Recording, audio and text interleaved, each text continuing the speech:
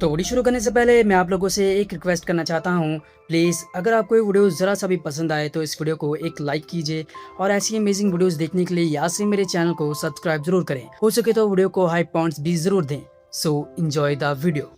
तो इस कहानी की शुरुआत में हमें दिखाया जाता है ग्रैंड पीस एक बहुत बड़ी फाइट को हार चुके थे और वो अपने कॉस्मोस को बचा नहीं पाए थे। इसी वजह से हम देखते हैं जेनो अपनी ट्रू फॉर्म में आते हैं और वो उस इविल बीइंग का सामना कर रहे थे जो कि इस पूरे कॉस्मोस को डिस्ट्रॉय करना चाहता था। और इतिहास में पहली बार था जब ग्रैंड जेनो ने अपनी ट्रू फॉर्म का इस्तेमाल किया था। इस इविल बीइंग को रोकने के लिए वो अपनी पूरी पावर्स का इस्तेमाल करते हैं, लेकिन ये इविल बीइंग बहुत ही शक्तिशाली था। हमें दिखाया जाता है इस कॉस्मोस को बचाने के लिए एक बार फिर से ब्लैक फ्रीजा अपना योगदान देता है और वो भी अपनी नई ताकतों की मदद से इस इविल बीइंग को रोकने की कोशिश कर रहा था।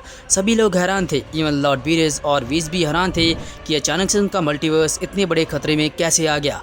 वो इविल बीइंग बहुत ही शक्तिशाली था। ग्रैंड जेनो कोशिश करते हैं कि वो बड़ी आसानी से इस इविल बीइंग को रेज कर देंगे, बट वो ऐसा कर नहीं पाए। ये इविल बीइंग और कोई नहीं बल्कि था ब्रॉली जो एक लेजेंडरी सुपर सेन था, लेकिन इस वक्त वो बन चुका था एक इविल सेन। ब्रॉली अपने इस अवतार में पूरे कॉस्मोस को डिस्ट्रॉय करना चाहता था और वो खुद बचे हुए कॉस्मोस को रूल करना चाहता था। इसी वजह से ग्रैंड जेनो और लॉर्ड वीरेस उसके खिलाफ खड़े हो जाते हैं। लॉर्ड वीरेस भी अपने ट्रू पावर्स का इस्तेमाल करते हैं और वो भी इस इविल ब्रॉली का सामना करते हैं, बट वो भी अपनी पूरी कोशिश करने के बावजूद भी उस इविल बीइंग ब्रॉली को हरा नहीं पाए थे।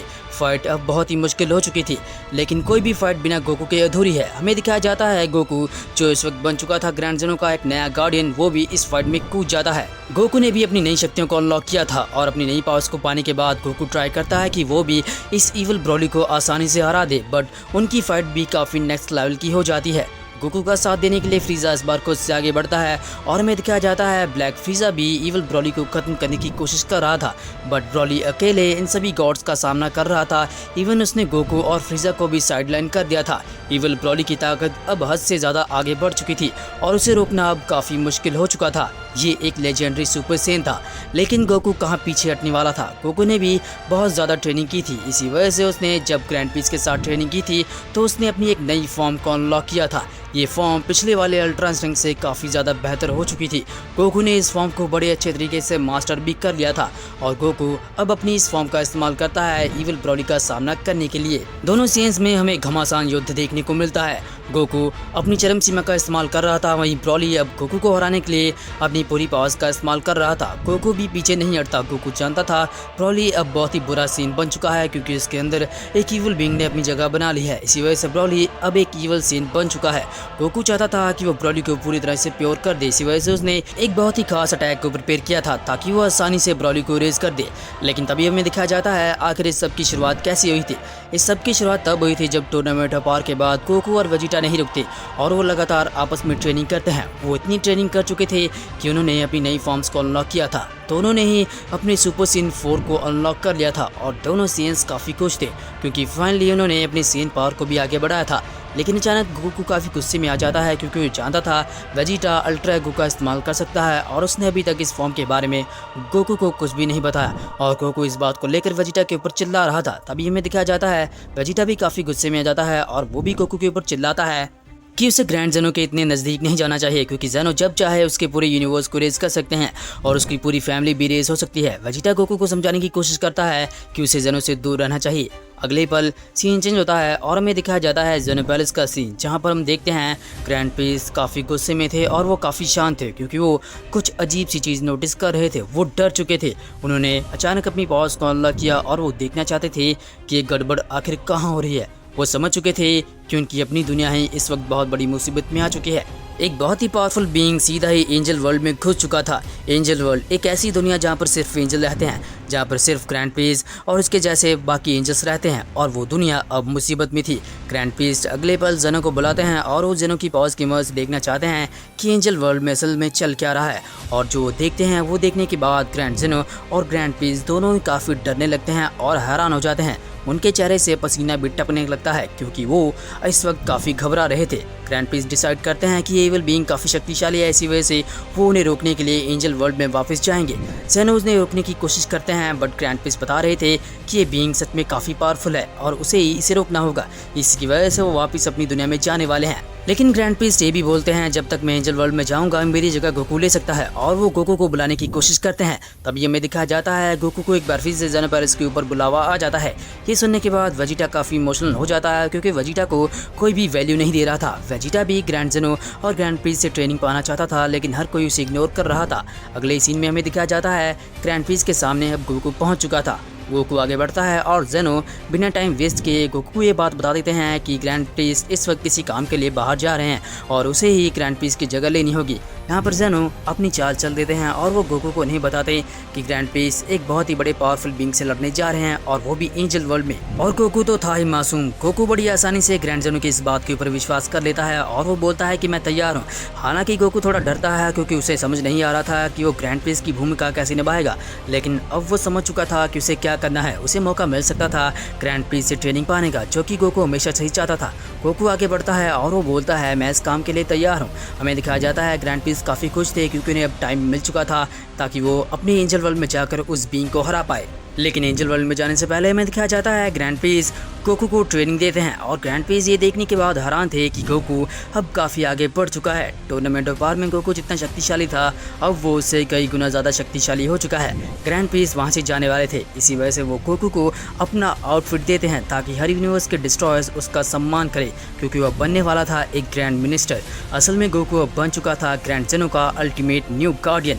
हमें दिखाया जाता है ग्रैंड पीस आगे बढ़ते हैं और वो बोलते हैं मैं यहाँ से जाने वाला हूँ गोकू, जब तक मैं यहाँ पर नहीं रहूँगा तुम्हें ही इस पूरे कॉस्मोस को रूल करना होगा और इसे बचाना होगा। गोकू भी पूरी तरह से समझ जाता है कि जिम्मेदारी बहुत बड़ी है, इसी वजह से वो इसे पूरी करने की पूरी कोशिश करने वाला था। गोकू आगे बढ़ता है और वो बोलता है आप चिंता मत कीजिए, आपको जो भी काम है आप उसे जल्दी खत्म करके आ जाइए, तब तक मैं इस कॉस्मोस को पूरे तरीके से रूल करूंगा और इसे बचाऊंगा। सेनो भी काफी खुश थे क्योंकि गोकू वहाँ पर पहुंच चुका था, और अगले पल ग्रैंड पीस वहाँ से अलविदा लेते हैं। हमें दिखाया जाता है ग्रैंड पीस पहुंच चुके थे एंजल वर्ल्ड में, जहाँ पर हम कई सारे फ्लोटिंग एंजल्स को देख पा रहे थे। ये एंजल्स की दुनिया थी और वहाँ पर हम एक बहुत बड़े पैलेस को देख पा रहे थे। हमें दिखाया जाता है जितनी रिस्पेक्ट ग्रैंड पीस के आउटर वर्ल्ड में थी उसकी खुद की दुनिया में भी उसकी उतनी ही रिस्पेक्ट थी। ग्रैंड पीस एंजल वर्ल्ड का एक रूलर था और हर कोई उसके सामने सर झुका रहा था। कई सारे एंजल्स आकर उनका हाल पूछ रहे थे, लेकिन ग्रैंड पीस सिर्फ एक बात जानना चाहता था कि वो इविल बीइंग कौन है जो एंजल वर्ल्ड में घुसा है और एंजल्स को परेशान कर रहा है।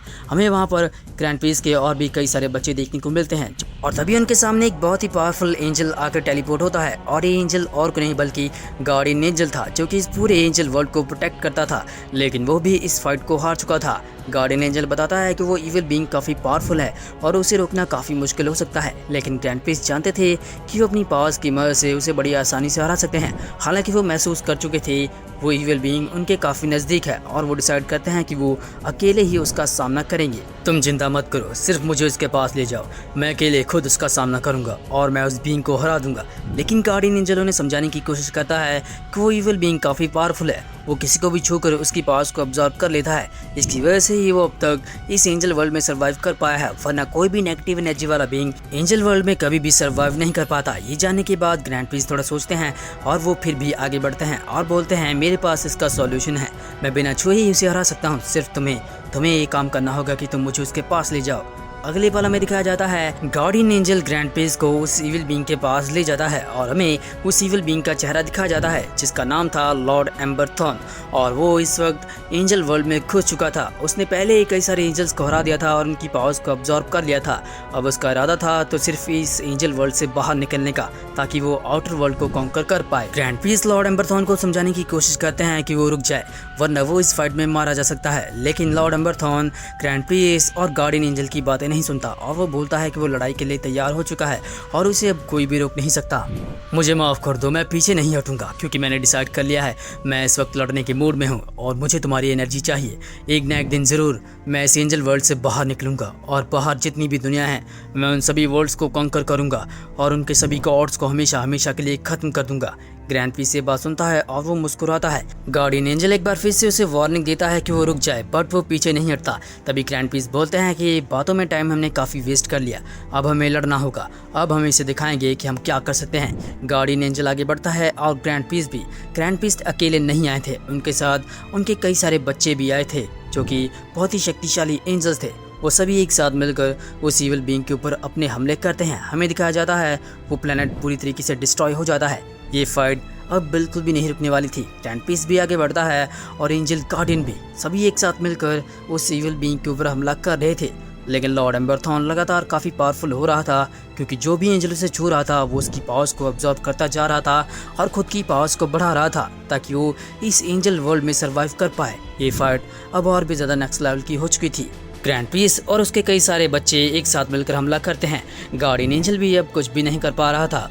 वो इविल बीइंग लगातार अपनी पावर्स को बढ़ा रहा था और उनके अटैक्स अब उसके ऊपर कुछ भी नहीं कर पा रहे थे। और नतीजा ये निकलता है, ग्रैंड पीस की लापरवाही की वजह से हमें दिखाया जाता है सभी एंजल्स इस फाइट को हार जाते हैं, खुद ग्रैंड पीस भी। और वो इविल बीइंग लॉर्ड एम्बरथॉन इस फाइट को जीत जाता है। वो इस प्लेनेट को एक्सप्लोर करता है और वहाँ से भाग जाता है। बट अभी भी वो एंजल वर्ल्ड से बाहर नहीं गया था। बट ग्रैंड पीस और गार्डियन एंजल इस फाइट को हार चुके थे और उनकी पावर्स भी अब उस इविल बीइंग ने चुरा ली थी। और लॉर्ड एम्बरथॉन अब यहाँ से काफ़ी दूर जा चुका था। हमें दिखाया जाता है गार्डियन एंजल काफ़ी कमज़ोर हो चुका था और वो प्लेनेट के एक मलबे के ऊपर आकर गिर चुका था और वो इस वक्त अपनी सारी ऊर्जा को खो चुका था और कुछ भी नहीं कर पा रहा था। यही सेम चीज़ ग्रैंड पीस के साथ भी होती है। वो भी अपनी पावर्स को खो देते हैं। उनके बच्चे उनके पास आते हैं और उन्हें संभालने की कोशिश करते हैं। ग्रैंड पीस को यकीन भी नहीं हो रहा था कि वो इतनी आसानी से किसी फाइट को हार सकता है। ग्रैंड पीस की सारी ऊर्जा उस इविल बीइंग लॉर्ड एम्बरथॉन ने अब्सॉर्ब कर ली थी और अब वो पहले से कई गुना ज़्यादा शक्तिशाली हो चुका था, क्योंकि ग्रैंड पीस ही सबसे स्ट्रॉन्गेस्ट एंजल थे इस एंजल वर्ल्ड के। अब उनके लिए बचना और भी ज़्यादा मुश्किल हो चुका था। और इसके बाद ग्रैंड पीस को वापस एंजल पैलेस में लाया जाता है। ग्रैंड पीस की आंखें खुलती हैं और वो सिर्फ एक ही शब्द बार बार बोल रहे थे कि गोकू। और वो जानते थे कि अब इस इविल बीइंग को और कोई नहीं बल्कि गोकू ही रोक सकता है। और वो बार बार एक ही बात बोल रहे थे कि उन्हें बहुत ही जल्द गोकू को अपने पास बुलाना होगा। अगर उन्होंने ऐसा नहीं किया तो वो इविल बीइंग जल्द ही आउटर वर्ल्ड में चला जाएगा और सभी दुनिया को कॉन्कर कर लेगा। और होता भी बिल्कुल यही है। उनके कुछ एंजल्स गोकू को एंजल वर्ल्ड में वापस ले आते हैं। गोकू ग्रैंड पीस से मिलता है और ग्रैंड पीस वो सारी बातें बता देते हैं जो कि गोकू के लिए जाननी काफ़ी ज़रूरी थी। गोकू ये जानकर काफ़ी हैरान होता है, लेकिन वो समझ जाता है कि ये बीइंग अब काफ़ी पावरफुल बन चुका है। गोकू आगे बढ़ता है और वो वादा करता है कि वो ज़रूर खुद अपनी पावर से ही उस बीइंग को ख़त्म करेगा। ग्रैंड पीस ये भी बताते हैं कि अगर तुमने इस बीइंग को छुआ तो तुम्हारी सारी पावर्स को अब्जॉर्ब कर लेगा, और मैं नहीं चाहता कि वो तुम्हारी पावर्स को अब्जॉर्ब करे, क्योंकि तुम एक सेन भी हो और आधी एंजल भी। और जैसे ही गोकू ये बात समझता है कि उसे एक बहुत ही पावरफुल बीइंग को हराना है, गोकू काफ़ी एक्साइटेड होता है और वो रेज करता है और बोलता है कि चाहे कुछ भी हो जाए वो इस इविल बीइंग लॉर्ड एम्बरथॉन को बहुत ही जल्द खत्म करेगा और इस एंजल वर्ल्ड को बचाएगा।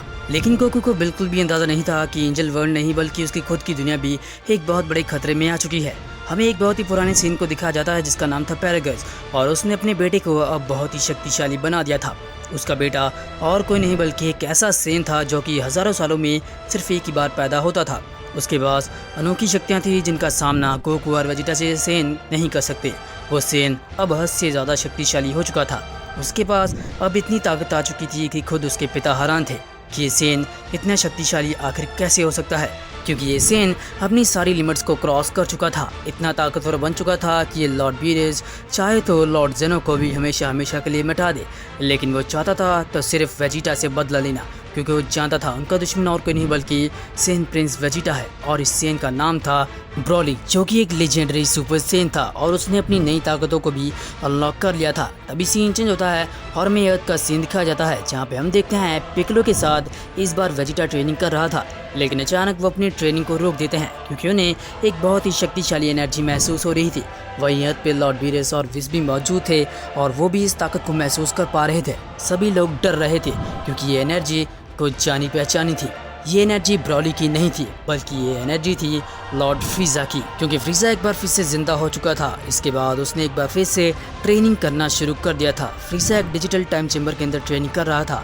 फ्रीजा अनलॉक करना चाहता था एक ऐसी पावर जिसकी मदद से वो गोकू समेत लॉर्ड वीरेस को भी हरा दे और बन जाए यूनिवर्स 7 का अगला गॉड ऑफ डिस्ट्रक्शन। इसकी वजह से फ्रीजा अपनी ट्रेनिंग को नहीं रोकता। फ्रीजा का सिर्फ एक ही मकसद था, एक ऐसी ताकत जिस ताकत के साथ वो गोकू और लॉर्ड वीरेस को बड़ी आसानी से हरा दे।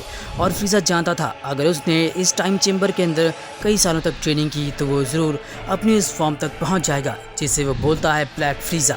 और इस ट्रेनिंग के बाद फ्रीजा इस फॉर्म को अनलॉक भी कर लेता है, लेकिन गोकू का सामना करने से पहले फ्रीजा के सामने एक नया दुश्मन आ जाता है। अगर फ्रीजा ने उसे हरा दिया तो वो बन जाएगा यूनिवर्स में सबसे शक्तिशाली। टूर्नामेंट ऑफ पावर के बाद अब काफी समय बीत चुका था। हमें दिखाया जाता है गोकू और वेजिटा प्लैनेट बीरेस के ऊपर विज के साथ ट्रेनिंग कर रहे थे, लेकिन अचानक विज रुकता है और वो गोकू को बताता है कि ग्रैंड जेनो एक बार फिर से उससे मिलना चाहते हैं। लेकिन जैसे ये बात वेजिटा सुनता है, वेजिटा काफी गुस्से में आता है और वो चिल्लाता है कि कैकारोट को अब कभी भी ग्रैंड जेनो से नहीं मिलना चाहिए, क्योंकि हो सकता है कि कैकारोट एक बार फिर से टूर्नामेंट ऑफ पावर को शुरू कर दे। लेकिन गोकू अचानक एक अजीब सी स्माइल देता है और वो बोलता है कि अब वो ऐसा कभी भी नहीं करेगा। तभी विज आगे बढ़ता है और वो उन सबको बताता है कि ग्रैंड जेनो इस बार गोकू से इसलिए मिलना चाहते हैं क्योंकि हो सकता है कि उनके पास कोई काम हो। मुझे लगता है कि मेरे फादर ने मुझे सही तरह नहीं बताया, लेकिन जरूर वो गोकू की मदद चाहते हैं। अगले पल में दिखाया जाता है गोकू विज के साथ सीधा ही प्लैनेट जेनो पे पहुंच जाता है। वहां पर पहुंचने के बाद गोकू काफी हैरान था और वो कुछ भी समझ नहीं पा रहा था कि अचानक यहाँ पे होने क्या वाला है। पैलेस के अंदर घुसते ही गोकू पूछता है कि आखिर ग्रैंड जेनो मुझसे क्या चाहते हैं। तभी विज एक्सप्लेन करता है कि जेनो चाहते हैं कि तुम कुछ समय के लिए ग्रैंड पीस की जगह लो, क्योंकि मेरे पिता कहीं जाने वाले हैं, इसलिए उन्हें एक अटेंडेंट की जरूरत है और वो चाहते हैं कि इस बार तुम उन्हें कंपनी दो। हमें दिखाया जाता है गोकू अगेन जेनो के सामने खड़ा हो जाता है, लेकिन विज के मुंह से बातें सुनने के बाद गोकू समझ चुका था कि ये काम काफी आसान है और वो ग्रैंड पीस की जगह ले सकता है और जेनो को एंटरटेन कर सकता है। ग्रैंड पीस्ट आगे बढ़ते हैं और वो गोकू को समझाते हैं, मैं कुछ समय के लिए इस कॉस्मोस से काफी दूर जा रहा हूँ और ये करना बहुत जरूरी है, इसलिए मैं चाहता हूँ कि जब तक मैं यहाँ नहीं हूँ तुम ग्रैंड जेनो की रखवाली करो और उनके एक अटेंडेंट बन जाओ।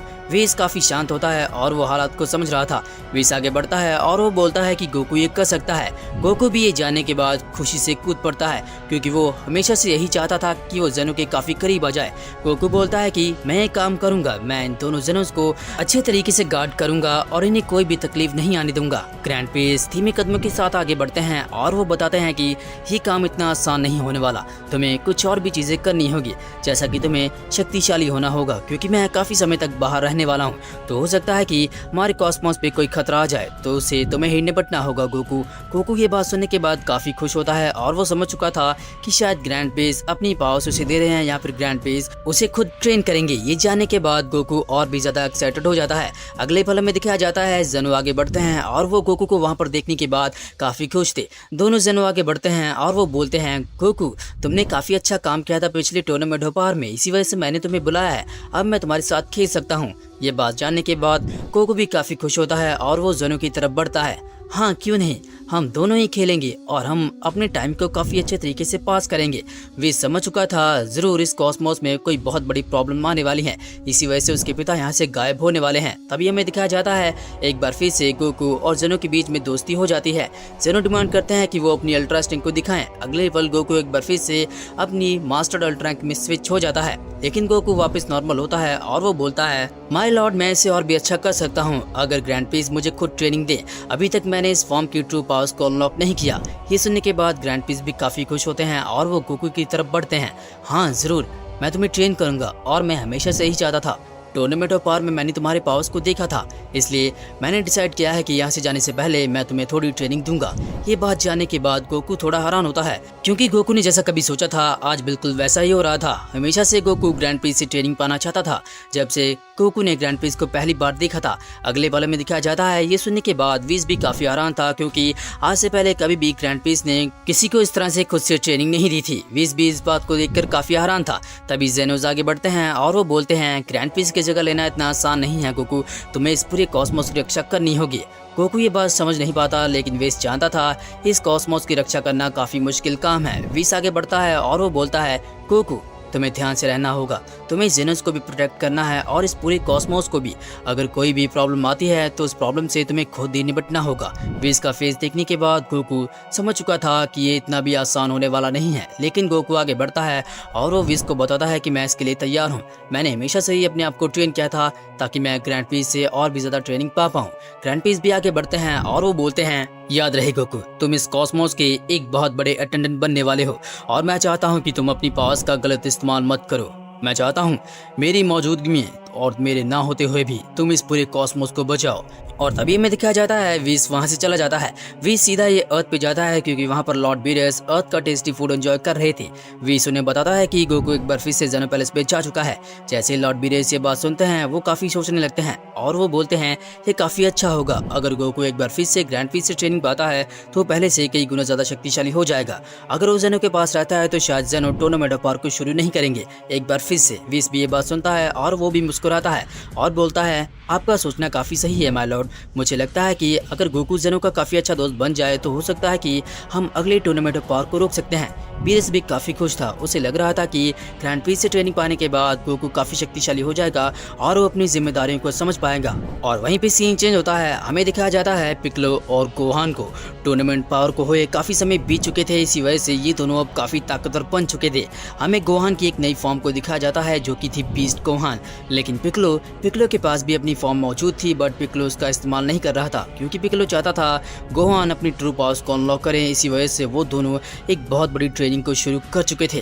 तभी सीन चेंज होता है और हमें जेनो पैलेस के ऊपर दिखाया जाता है। गोकू अब ग्रैंड पीस के पास जाता है और अब काफी समय बीत चुका था। गोकू ने कुछ समय ग्रैंड जेनो के पास भी बताया था और वो उनके साथ खेल रहा था, लेकिन अचानक ग्रैंड पीस ने गोकू को अपने पास बुला लिया। हमें दिखाया जाता है ग्रैंड पीस वो सारी नॉलेज गोकू को बता रहे थे जो कि एक अटेंडेंट को जाने के लिए जरूरी होती है ताकि गोकू एक अच्छा अटेंडेंट बन पाए। और जब गोकू ने अपनी क्लासेस पूरी कर ली तो ग्रैंड पीस उसे फाइनल ट्रेनिंग देते हैं।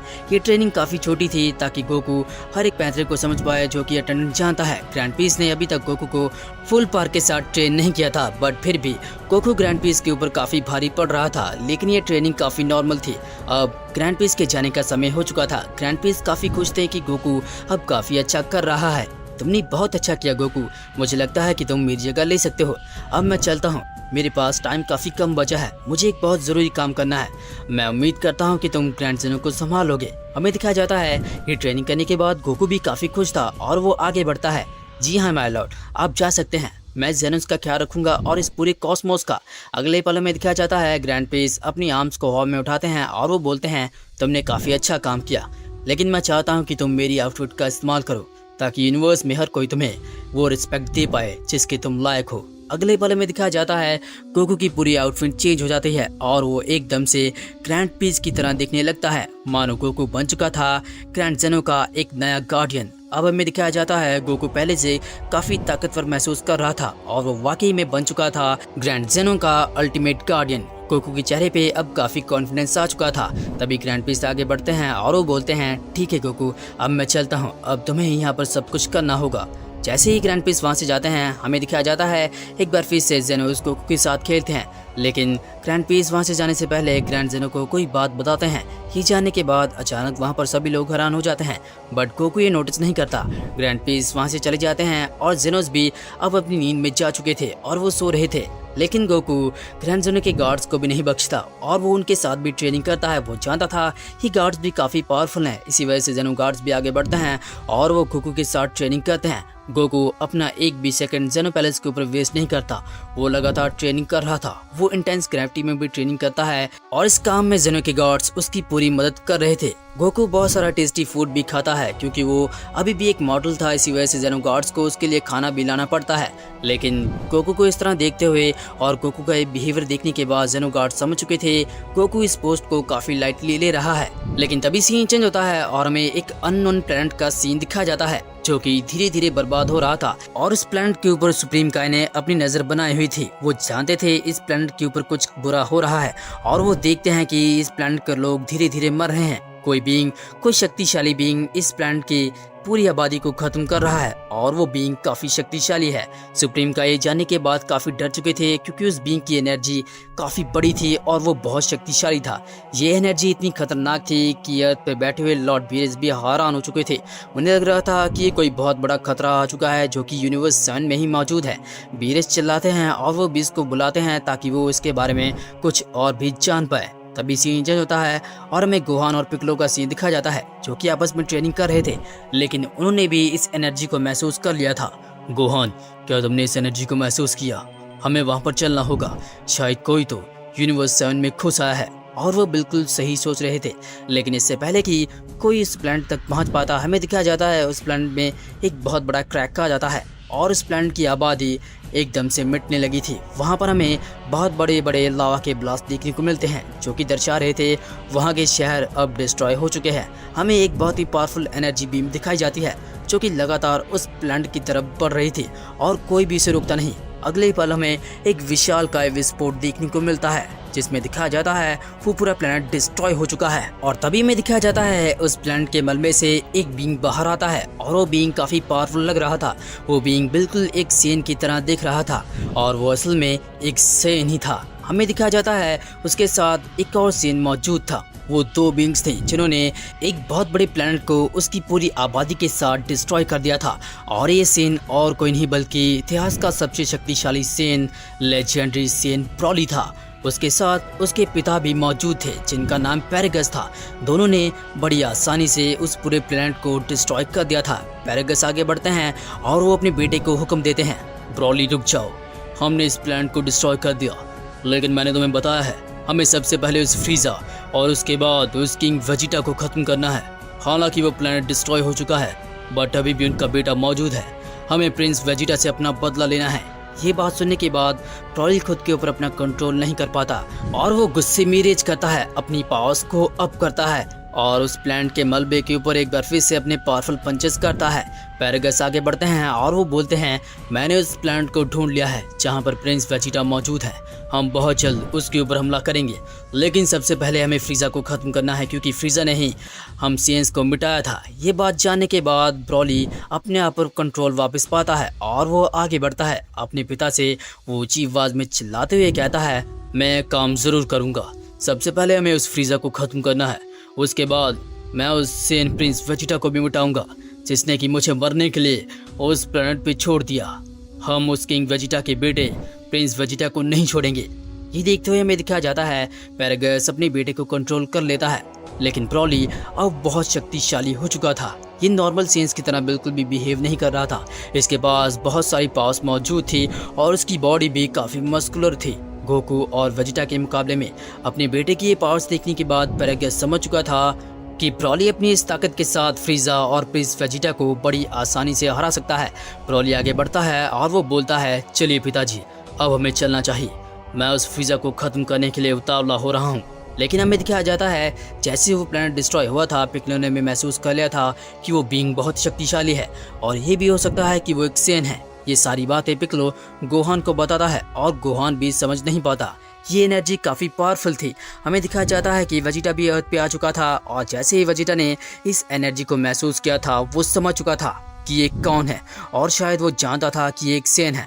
वेजिटा समझ चुका था उनके सामने एक बहुत बड़ी चुनौती आने वाली है लेकिन अगले ही पल वेजिटा एक स्माइल देता है क्योंकि वो जानता था एक बार फिर से वो किसी शक्तिशाली बीइंग का सामना करेगा और उसे खुद की ताकत को साबित करने का मौका मिलेगा।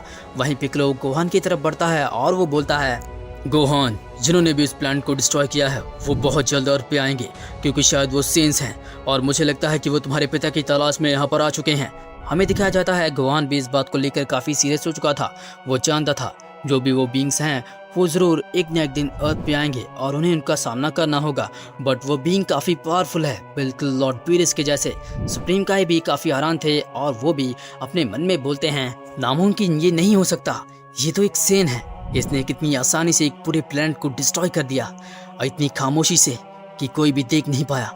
ये काफ़ी ताकतवर है लेकिन न जाने गोकू कहाँ पर है।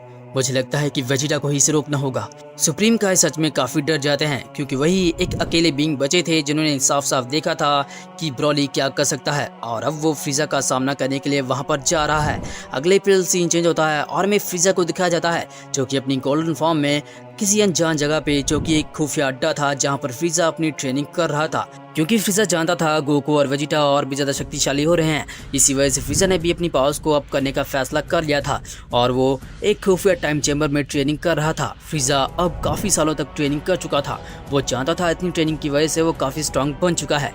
मुझे लगता है कि अब मुझे अपनी पावर्स को टेस्ट करना चाहिए। हो सकता हो कि मैंने उस फॉर्म को अचीव कर लिया हो जिसके लिए मैं इतनी सारी ट्रेनिंग कर रहा हूँ। मैं अपने अंदर उस ऊर्जा को महसूस कर सकता हूँ ये कहते ही फ्रीजा खुद को नहीं रोकता।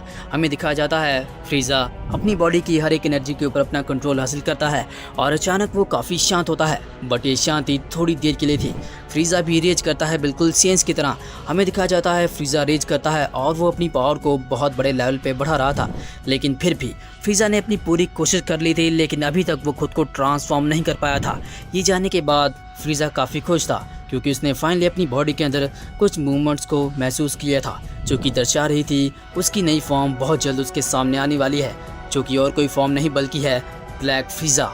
ये सोचते हुए फ्रीजा उस टाइम चेंबर से बाहर आता है और वो बोलता है बहुत जल्द मैं अपनी ब्लैक फॉर्म को अनलॉक करने के बाद एक बार फिर से उन दोनों बंदरों को हराऊंगा और साथ में लॉर्ड वीरस को भी, क्योंकि मैं अब इस पूरे कॉस्मोस को रूल करना चाहता हूँ। ये सोचते हुए फ्रीजा वापस अपनी शिप में आ जाता है, लेकिन उसे बिल्कुल भी अंदाजा नहीं था कि उसके सामने एक बहुत ही शक्तिशाली सेना आने वाला है। फ्रीजा की आंखों में हम साफ साफ नफरत देख पा रहे थे कि किस तरह से गोकू ने उसे रिवाइव किया था।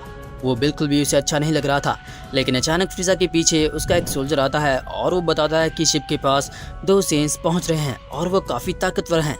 फ्रीजा समझ आता है कि ये गोकू और वेजिटा ही हो सकते हैं और वो लड़ाई के लिए भी तैयार हो चुका था, लेकिन इस बार फ्रीजा गलत था। मैं तैयार हूँ, मुझे लगता है कि वो दोनों बंदर होंगे, गोकू और वेजिटा। मैं उनका सामना करूँगा। वो स्पेस में सांस नहीं ले सकते, यही सही समय रहेगा उन्हें खत्म करने का। फ्रीजा बाहर निकलता है और वो अपनी पॉइंट फिंगर में एक अटैक को प्रिपेयर करता है, लेकिन फ्रीजा बाहर जो देखता है वो देखने के बाद फ्रीजा काफ़ी हैरान होता है। वहाँ पर एक बहुत ही पावरफुल सीन उसके लिए खड़ा था, जो कि और कोई नहीं बल्कि ब्रॉली था। ब्रॉली रेज करता है और वो काफ़ी गुस्से में था। तुम बाहर नहीं आओगे फ्रीजा, मैं तुम्हारा सामना करना चाहता हूँ। तुमने हम सेंस को डिस्ट्रॉय किया था। हमें दिखाया जाता है पैरागस भी गुस्से से रेज करता है और वो बोलता है जाओ ब्रॉली, इस फ्रीजा को खत्म कर दो। फ्रीजा अपनी शिप के अंदर मौजूद था। जैसे ही उसने पैरागस और ब्रॉली को देखा वो समझ चुका था कि ये गोकू और वेजिटा नहीं है, बल्कि उससे भी कई ज़्यादा शक्तिशाली सेन हैं और ऐसा लग रहा था कि ये फ्रीजा का अंत है। तो अब हमें दिखाया जाता है जेनो पैलेस के ऊपर गोकू ने अपनी पूरी ट्रेनिंग को खत्म कर लिया था, यहाँ तक कि उसने जेनो के गार्ड्स को भी अब पीछे छोड़ दिया था। बट गोकू चाहता था कि वो खुद को और भी ज़्यादा ट्रेन करे। इसी वजह से खेल खेल में ही गोकू ने ग्रैंड जेनो से पूछ लिया था क्या वो अपनी फाइनल फॉर्म मुझे दिखाएंगे, और जेनो ने बड़ी आसानी से इस काम के लिए हाँ बोल दिया था। तभी हमें दिखाया जाता है गोकू आगे बढ़ता है और वो बोलता है मैं जानता हूँ आपके पास अपनी एक ट्रू फॉर्म भी मौजूद है, जिसकी वजह से सभी गॉड्स यहाँ तक कि एंजल्स भी आपसे डरते हैं। मैं चाहता हूँ कि आप मुझे वो फॉर्म दिखाएं। मैं आपके साथ ट्रेनिंग करना चाहता हूँ। हम बस एक छोटी सी फाइट करेंगे। याद रखिए, अगर आपने अपनी फॉर्म का इस्तेमाल किया तो आपको इस कॉस्मोस को नुकसान नहीं पहुँचाना है। तभी हमें दिखाया जाता है जेनो गोकू के काफ़ी अच्छे दोस्त बन चुके थे और वो इस काम के लिए मान जाते हैं। लेकिन तभी जेनो एक सीक्रेट रिवील करते हैं और वो गोकू को बताते हैं कि ग्रैंड पीस कहीं और नहीं बल्कि एंजल वर्ल्ड में गए हैं। उन्होंने बताया है कि एंजल वर्ल्ड में कोई बहुत बड़ी प्रॉब्लम आ चुकी है, इसी वजह से उन्होंने एंजल वर्ल्ड को बचाने का फैसला किया है। शायद हो सकता है कि वो वहाँ पर किसी शक्तिशाली दुश्मन का सामना कर रहे हो।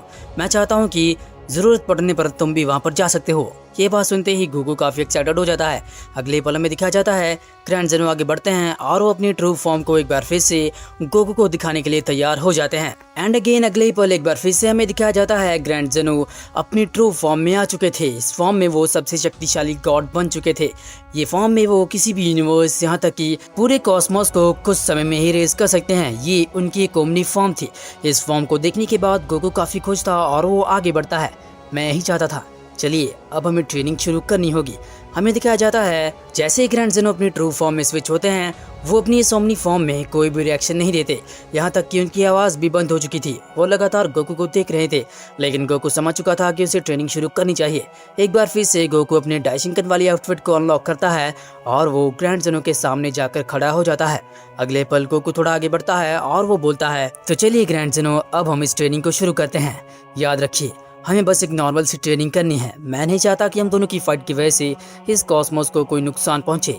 अगले पल में दिखाया जाता है ग्रैंड जेनो भी बड़ी तेजी के साथ आगे बढ़ते हैं और वो भी चिल्लाते हैं गोकू तुम्हें और भी ज़्यादा पावरफुल बनना होगा। मैं चाहता हूं कि अगर तुम इस कॉस्मोस के टेंडेंट बनना चाहते हो तो तुम्हें और भी ज़्यादा शक्तिशाली होना होगा। ये बात सुनने के बाद गोकू हैरान था कि आखिर वो बोल कैसे पा रहे हैं। दरअसल ग्रैंड जेनो इस वक्त अपनी टेलीपैथी का इस्तेमाल कर रहे थे। गोकू ये जानने के बाद काफ़ी हैरान था, लेकिन अगले पल गोकू डिसाइड कर चुका था कि वो ग्रैंड जेनो को थोड़ा पुश करेगा। एंड अगले ही पल गोकू एक बार फिर से अपनी मास्टर अल्ट्रा स्टिंग को अनलॉक करता है। गोकू ने काफ़ी सारी ट्रेनिंग करने के बाद अब इस फॉर्म को अच्छे तरीके से मास्टर कर लिया था। इवन गोकू ने इसके ऊपर अपना पूरा कंट्रोल भी हासिल कर लिया था।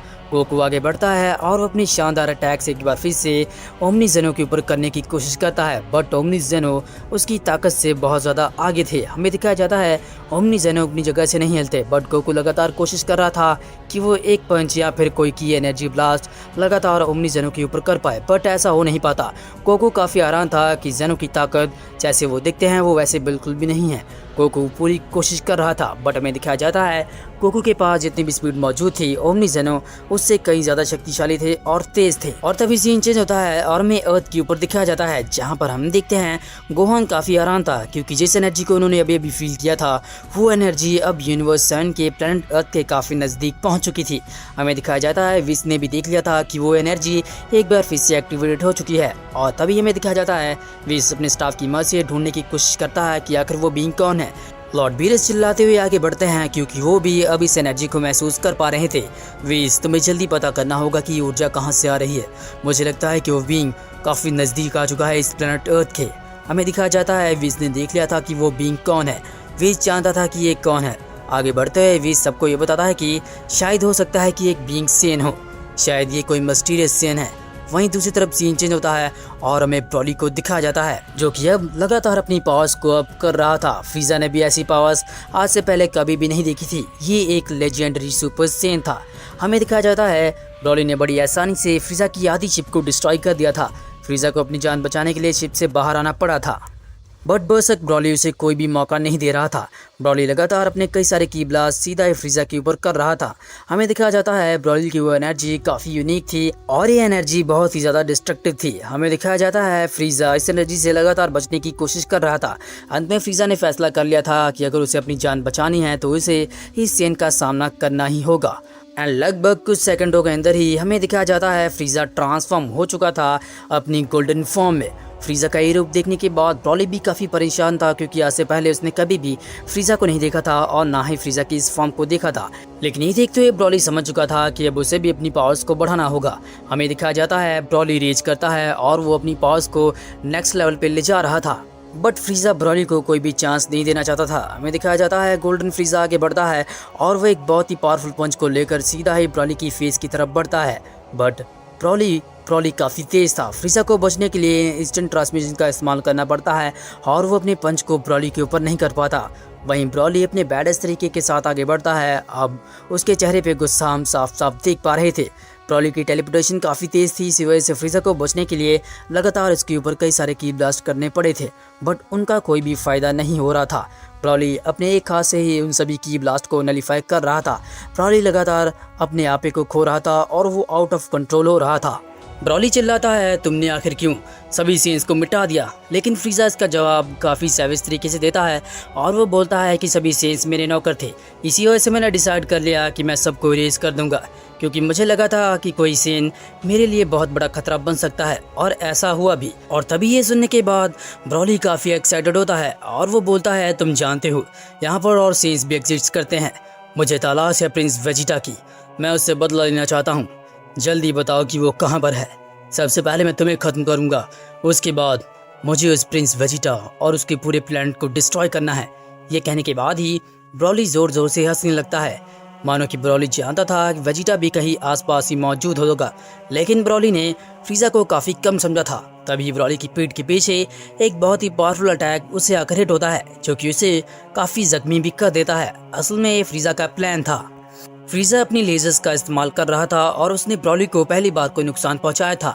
फ्रीजा चिल्लाता है और वो बोलता है, तुम वेजिटा को नहीं हरा सकते, और अगर तुमने वेजिटा को हरा भी दिया तो तुम्हारे रास्ते में एक और सेन आ जाएगा जिसका नाम गोकू है, जिसे शायद तुम कैकारोट के नाम से जानते होगे। वो वेजिटा से भी ज़्यादा शक्तिशाली है। ये सुनते ही तुरंत ही ब्रॉली काफ़ी गुस्से में आ जाता है और वो बोलता है कि वही सबसे शक्तिशाली सेन है, ना ही कोई वेजिटा और ना ही कोई गोकू उसे सरपास कर सकते हैं। लेकिन ये फ्रीजा का एक प्लान था। फ्रीजा ने ब्रॉली को गुस्सा दिला दिया था, इसी वजह से फ्रीजा अब ब्रॉली को मिटाने वाला था। लेकिन फ्रीजा एक आखिरी कोशिश करता है। जिस चीज़ को फ्रीजा पाने की कोशिश कर रहा था, अब उसका टाइम आ चुका था। हमें दिखाया जाता है फ्रीजा बड़ी तेज़ी के साथ आगे बढ़ता है और वो ब्रॉली की पेट में एक पावरफुल पंच करता है, जिससे ब्रॉली काफ़ी पीछे जाकर हटता है, लेकिन उसे कुछ भी नहीं होता। ब्रॉली बोलता है, क्या तुम में बस इतनी ही ताकत है? मैंने सुना था कि तुम काफ़ी शक्तिशाली हो, तुमने अकेले में ही सभी सीन्स को निपटा दिया, लेकिन मुझे नहीं लगता कि तुम मेरे सामने टिक पाओगे। ये कहते ही ब्रॉली गुस्से से रेज करता है और वो भी फ्रीजा के ऊपर लगातार अपने पावरफुल पंचेस कर रहा था। फ्रीजा बड़ी आसानी से इस बार उन पंचेस को डॉज कर रहा था और वो लगातार अपनी की बीम अटैक का इस्तेमाल सीधा ब्रॉली के खिलाफ कर रहा था। बट तभी फ्रीजा डिसाइड करता है कि अब उसे कुछ करना ही होगा। अगले पल फ्रीजा रोर करता है और वो अपनी रेज में चला जाता है।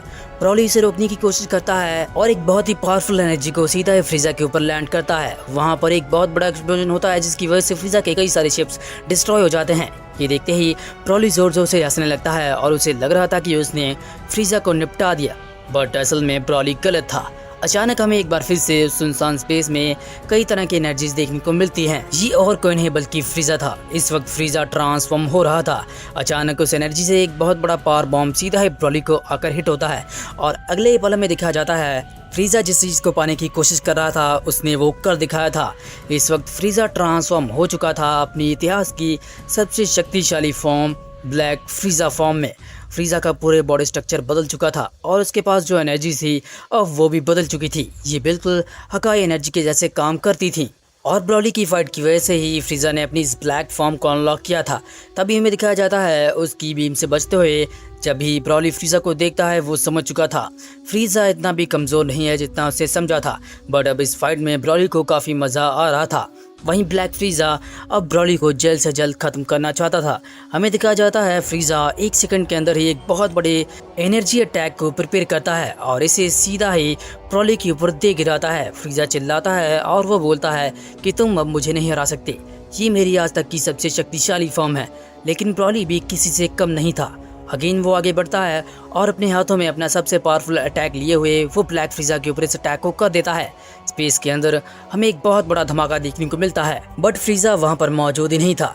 ब्लैक फ्रीजा तो ब्रॉली के पीछे खड़ा था और उसने ब्रॉली की पीठ में एक बहुत ही पावरफुल अटैक को दे मारा था, जिसकी वजह से ब्रॉली को काफी दर्द महसूस हो रहा था।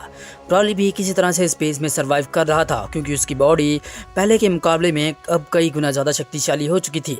दोनों ही फाइट करते हुए डीप स्पेस में आ जाते हैं, बट फ्रीजा तो पैदाइश ही स्पेस में सर्वाइव कर सकता है और इस बात का फ्रीजा काफ़ी एडवांटेज लेता है और वो लगातार अपने डिस्ट्रक्टिव की ब्लेड अटैक ब्रॉली के ऊपर कर रहा था।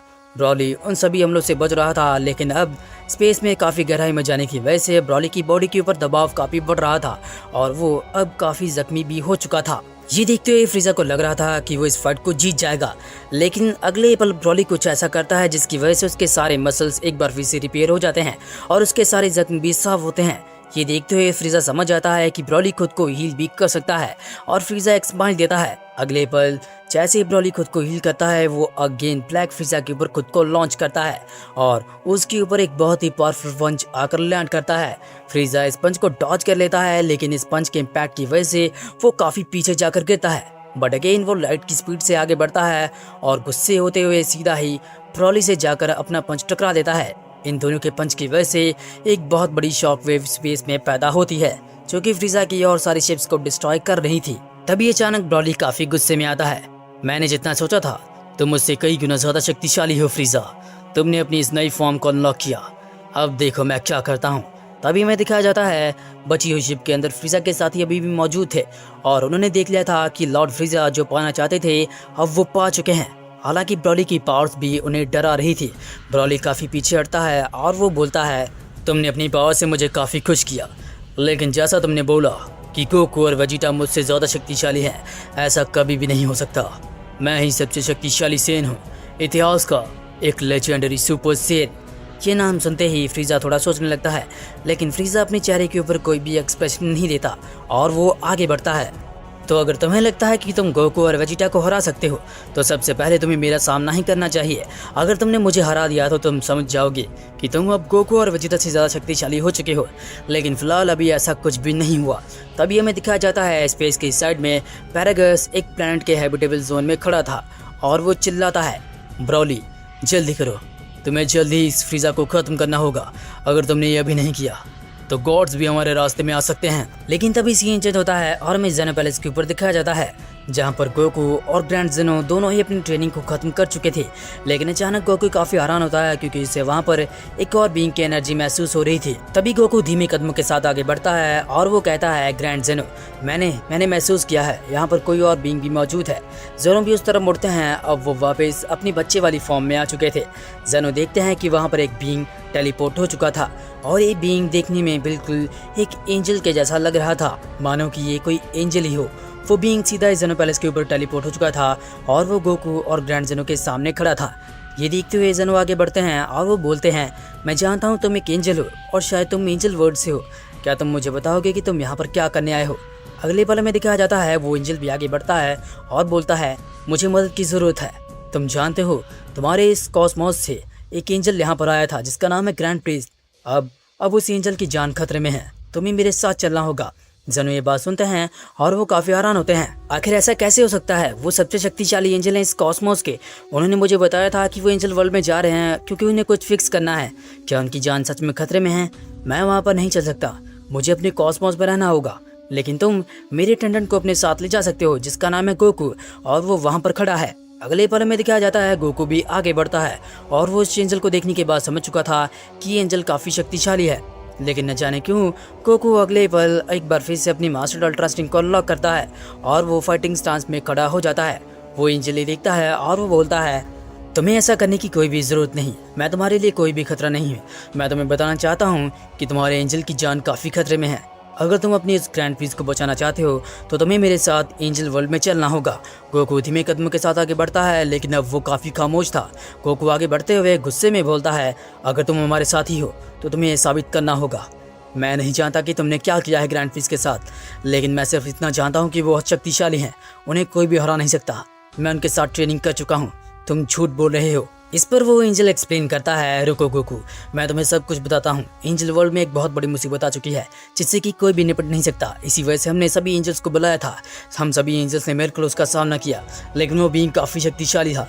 इसी वजह से हमने कई सारे एंजल्स को खो दिया और बाकी बचे एंजल जख्मी हो चुके हैं। उनमें से तुम्हारे एक ग्रैंड प्रीस्ट भी हो सकते हैं। गोकू ये बात सुनता है लेकिन उसे इस बात के ऊपर बिल्कुल भी यकीन नहीं होता। गोकू आगे बढ़ता है और वो बोलता है, अगर ऐसा है तो सबसे पहले मैं आपकी ताकत देखना चाहूँगा। अगर मैं आपको हरा नहीं पाया तो मैं समझ जाऊँगा कि आप सच में सच बोल रहे हैं और मैं आपके साथ चलूँगा। ये कहते हुए गोकू एक बहुत ही पावरफुल की ब्लास्ट को सीधा ही उस एंजल की तरफ करता है, लेकिन ये की ब्लास्ट अटैक उस एंजल तक पहुंच भी नहीं पाता। वो एंजल जैसा का तैसा खड़ा था। ये देखते हुए जेनो आगे बढ़ते हैं और वो गोकू से बोलते हैं, गोकू तुम्हें ऐसा करने की कुछ भी जरूरत नहीं, मैं जानता हूँ ये एंजल वर्ल्ड से आए हैं। ग्रैंड प्रीस्ट ने मुझे खुद बोला था कि वो कुछ फिक्स करने के लिए जा रहे हैं, इसी वजह से शायद हो सकता है कि वो सच में मुसीबत में हो। तुम्हें उनकी मदद करनी चाहिए। मैं अपने कॉस्मोस को छोड़ नहीं सकता, लेकिन तुम जा सकते हो गोकू। अगले पल में दिखाया जाता है वो एंजल एक पोर्टल को ओपन करता है और चिल्लाता है, अगर तुम मेरे साथ नहीं आते तो हम तुम्हारे एंजल को ऐसे ही छोड़ देंगे और हो सकता है कि ग्रैंड प्रीस्ट हमेशा हमेशा के लिए मारे जाएं। अगर तुम उनकी जान बचाना चाहते हो तो तुम्हें हमारा साथ देना होगा। हम अभी उस ईवल बीइंग का सामना कर रहे हैं, वो काफ़ी शक्तिशाली है, इसके लिए हम योद्धाओं को इकट्ठा कर रहे हैं। मेरी बात मानो गोकू और मेरे साथ चलो। इस एंजल की ताकत देखने के बाद और उसकी सारी बातें सुनने के बाद अब गोकू को बिलीव हो चुका था कि ये सच बोल रहा है। गोकू आगे बढ़ता है और वो ऊंची आवाज़ में बोलता है, ठीक है, मैं तुम्हारे साथ चलने के लिए तैयार हूँ, लेकिन सिर्फ तब तक क्योंकि मैं अपने ग्रैंड प्रीस्ट को बचाना चाहता हूँ। उसके बाद हम साथ मिलकर उस ईवल बीइंग का सामना करेंगे। और अब हमें दिखाया जाता है गोकू उस मिस्टीरियस एंजल के साथ एंजल वर्ल्ड में चला जाता है और वो एंजल वर्ल्ड की तरफ निकल चुका था। जैसे ही गोकू एंजल वर्ल्ड के पास पहुंच रहा था, उसे अपनी बॉडी के अंदर काफी सारे चेंजेस महसूस हो रहे थे, क्योंकि एंजल वर्ल्ड की एनर्जी बहुत ही प्योर होती है और कोई भी मॉडल वहां पर नहीं जा सकता। गोकू एक ऐसा पहला मॉडल था जो कि एंजल वर्ल्ड में जा रहा था। तभी वो मिस्टीरियस एंजल अपना नाम बताता है और वो गोकू को बताता है कि उन्हें वहां पर क्या करना है। इस एंजल का नाम था गार्डियन और इस एंजल का काम था अपने पूरे एंजल वर्ल्ड को गार्ड करना, लेकिन वो ऐसा कर नहीं पाया क्योंकि ये ईवल एंटिटी एंजल वर्ल्ड में घुस चुका है और वो एंजल्स को खत्म करना चाहता है। गोकू जैसे ये बात सुनता है, गोकू भी अगले पल लड़ाई के लिए तैयार हो जाता है क्योंकि वो एंजल वर्ल्ड के काफी पास पहुंच चुके थे। तभी रास्ते के बीचों बीच गोकू बोलता है, क्या तुमने पहले उस ईवल एंटिटी बीइंग का सामना किया है? मैं जानना चाहता हूँ कि आखिर उसके पास कौन सी पावर्स हैं। अगर हमें अंदाजा होगा तो हम उसे बड़ी आसानी से हरा सकते हैं और ट्रैप कर सकते हैं। लेकिन वो गार्डियन गोकू की बात का कोई भी जवाब नहीं देता और वो बोलता है, हम ऐसा कुछ भी नहीं कर सकते और ना ही मैंने उस इविल बीइंग का सामना किया है। उसका सामना सिर्फ ग्रैंड पीस ने किया था और वो बुरी तरह हार गए। इस वक्त वो काफी जख्मी हैं। अगर हमें कोई जानकारी चाहिए तो वो सिर्फ ग्रैंड पीस हमें बता सकते हैं, जिसकी मदद से हम उस इविल बीइंग को ढूंढ पाएंगे। और अगले ही पल सीन चेंज होता है। हमें दिखाया जाता है गोकू और वो मिस्टीरियस एंजल जिसका नाम गार्डियन था, वो फाइनली एंजल वर्ल्ड में पहुंच जाते हैं। जैसे ही गोकू एंजल वर्ल्ड के अंदर दाखिल होता है, उसकी बॉडी पूरी की पूरी प्योर एनर्जी से भर जाती है और वो एंजल्स की शानदार पैलेस को देख पा रहा था। हवा में भी काफ़ी सारे एंजल्स फ्लोट कर रहे थे, लेकिन वो सिर्फ एक नॉर्मल एंजल्स थे। जैसे ही गोकू इस खूबसूरत भरी दुनिया को देखता है, वो समझ जाता है एंजल वर्ल्ड अर्थ से भी ज़्यादा खूबसूरत है। इसी वजह से गॉड्स कभी भी अर्थ के ऊपर नहीं आते। और तभी हमें दिखाया जाता है एक और एंजल गोकू और इस गार्डियन के सामने आते हैं और वो उन दोनों को महल के अंदर ले जाती है। जैसे गोकू महल के अंदर एंटर होता है, वो देखता है कि ग्रैंड पीस काफ़ी जख्मी हुए हैं और कई सारे एंजल्स उनका उपचार कर रहे हैं। ग्रैंड पीस उस फाइट की वजह से काफ़ी कमज़ोर हो चुके थे, क्योंकि उस इविल बीइंग ने ग्रैंड पीस को बड़ी आसानी से अकेले ही हरा दिया था और वो इविल बीइंग अभी भी एंजल वर्ल्ड की दुनिया में मौजूद था। ये देखते ही गोकू हैरान होता है और वो बोलता है ऐसा नहीं हो सकता, ग्रैंड पीस सबसे शक्तिशाली एंजल है हमारी दुनिया में, वो इस तरह से हार नहीं सकते। गोकू खुद को नहीं रोकता और उसकी एनर्जी उसके कंट्रोल से बाहर जाने लगती है। गोकू अगेन बार बार अपनी मास्टर अल्ट्रैक्स में स्विच कर रहा था, क्योंकि इस एंजल वर्ल्ड की एनर्जी बहुत ज़्यादा थी। इसी वजह से उसे अपनी एनर्जी के ऊपर फोकस करने में काफ़ी दिक्कत आ रही थी।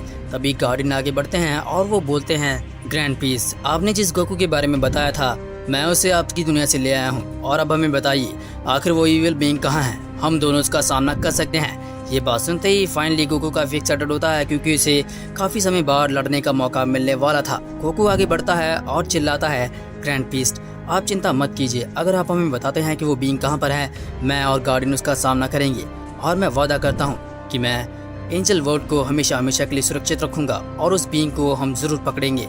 तभी गार्डियन आगे बढ़ता है और वो ग्रैंड पीस को उठाने की कोशिश करता है। तभी ग्रैंड पीस को थोड़ा सा हो जाता है और वो अपनी जगह से उठने की कोशिश करते हैं और बोलते हैं तुम उसका सामना जरूर कर सकते हो, लेकिन अगर तुमने उसे छुआ तो तुम दोनों हार जाओगे। याद रखना, वो बस मरने वाला है, उसे एक बॉडी की जरूरत है, वो इस वक्त एक ईवल एंटिटी है, उसके पास खुद की बॉडी नहीं है। मैंने इसका सामना किया और उसने मेरी सारी पावर्स को अब्जॉर्ब कर लिया। अगर तुमने उसे छुआ या फिर उसने तुम्हें छू लिया तो हम इस फाइट को हार जाएंगे। वो इस एंजल वर्ल्ड से बाहर जाना चाहता है, हमें उसे रोकना होगा और एंजल वर्ल्ड में ही ढूंढना होगा। ये सुनते ही गोकू की एक्साइटमेंट काफ़ी बढ़ जाती है। गोकू आगे बढ़ता है और वो बोलता है तो बताइए हमें वो बीइंग कहाँ पर है, मैं और गार्डियन उसका सामना करेंगे। यकीन कीजिए मैंने काफ़ी ट्रेनिंग की है, अब मैं उस बीइंग को बड़ी आसानी से हरा सकता हूँ। इसके लिए मैं कुछ भी कर सकता हूँ, मैं ज़रूर उसे हराऊंगा ग्रैंड पीस। तभी गार्डियन आगे बढ़ते हैं और वो बोलते हैं आपने कहा है कि वो यहाँ से भागना चाहता है, लेकिन क्यों? क्या एंजल वर्ल्ड में वो सर्वाइव नहीं कर पाएगा? और अगर हमने उसे छू लिया तो क्या होगा?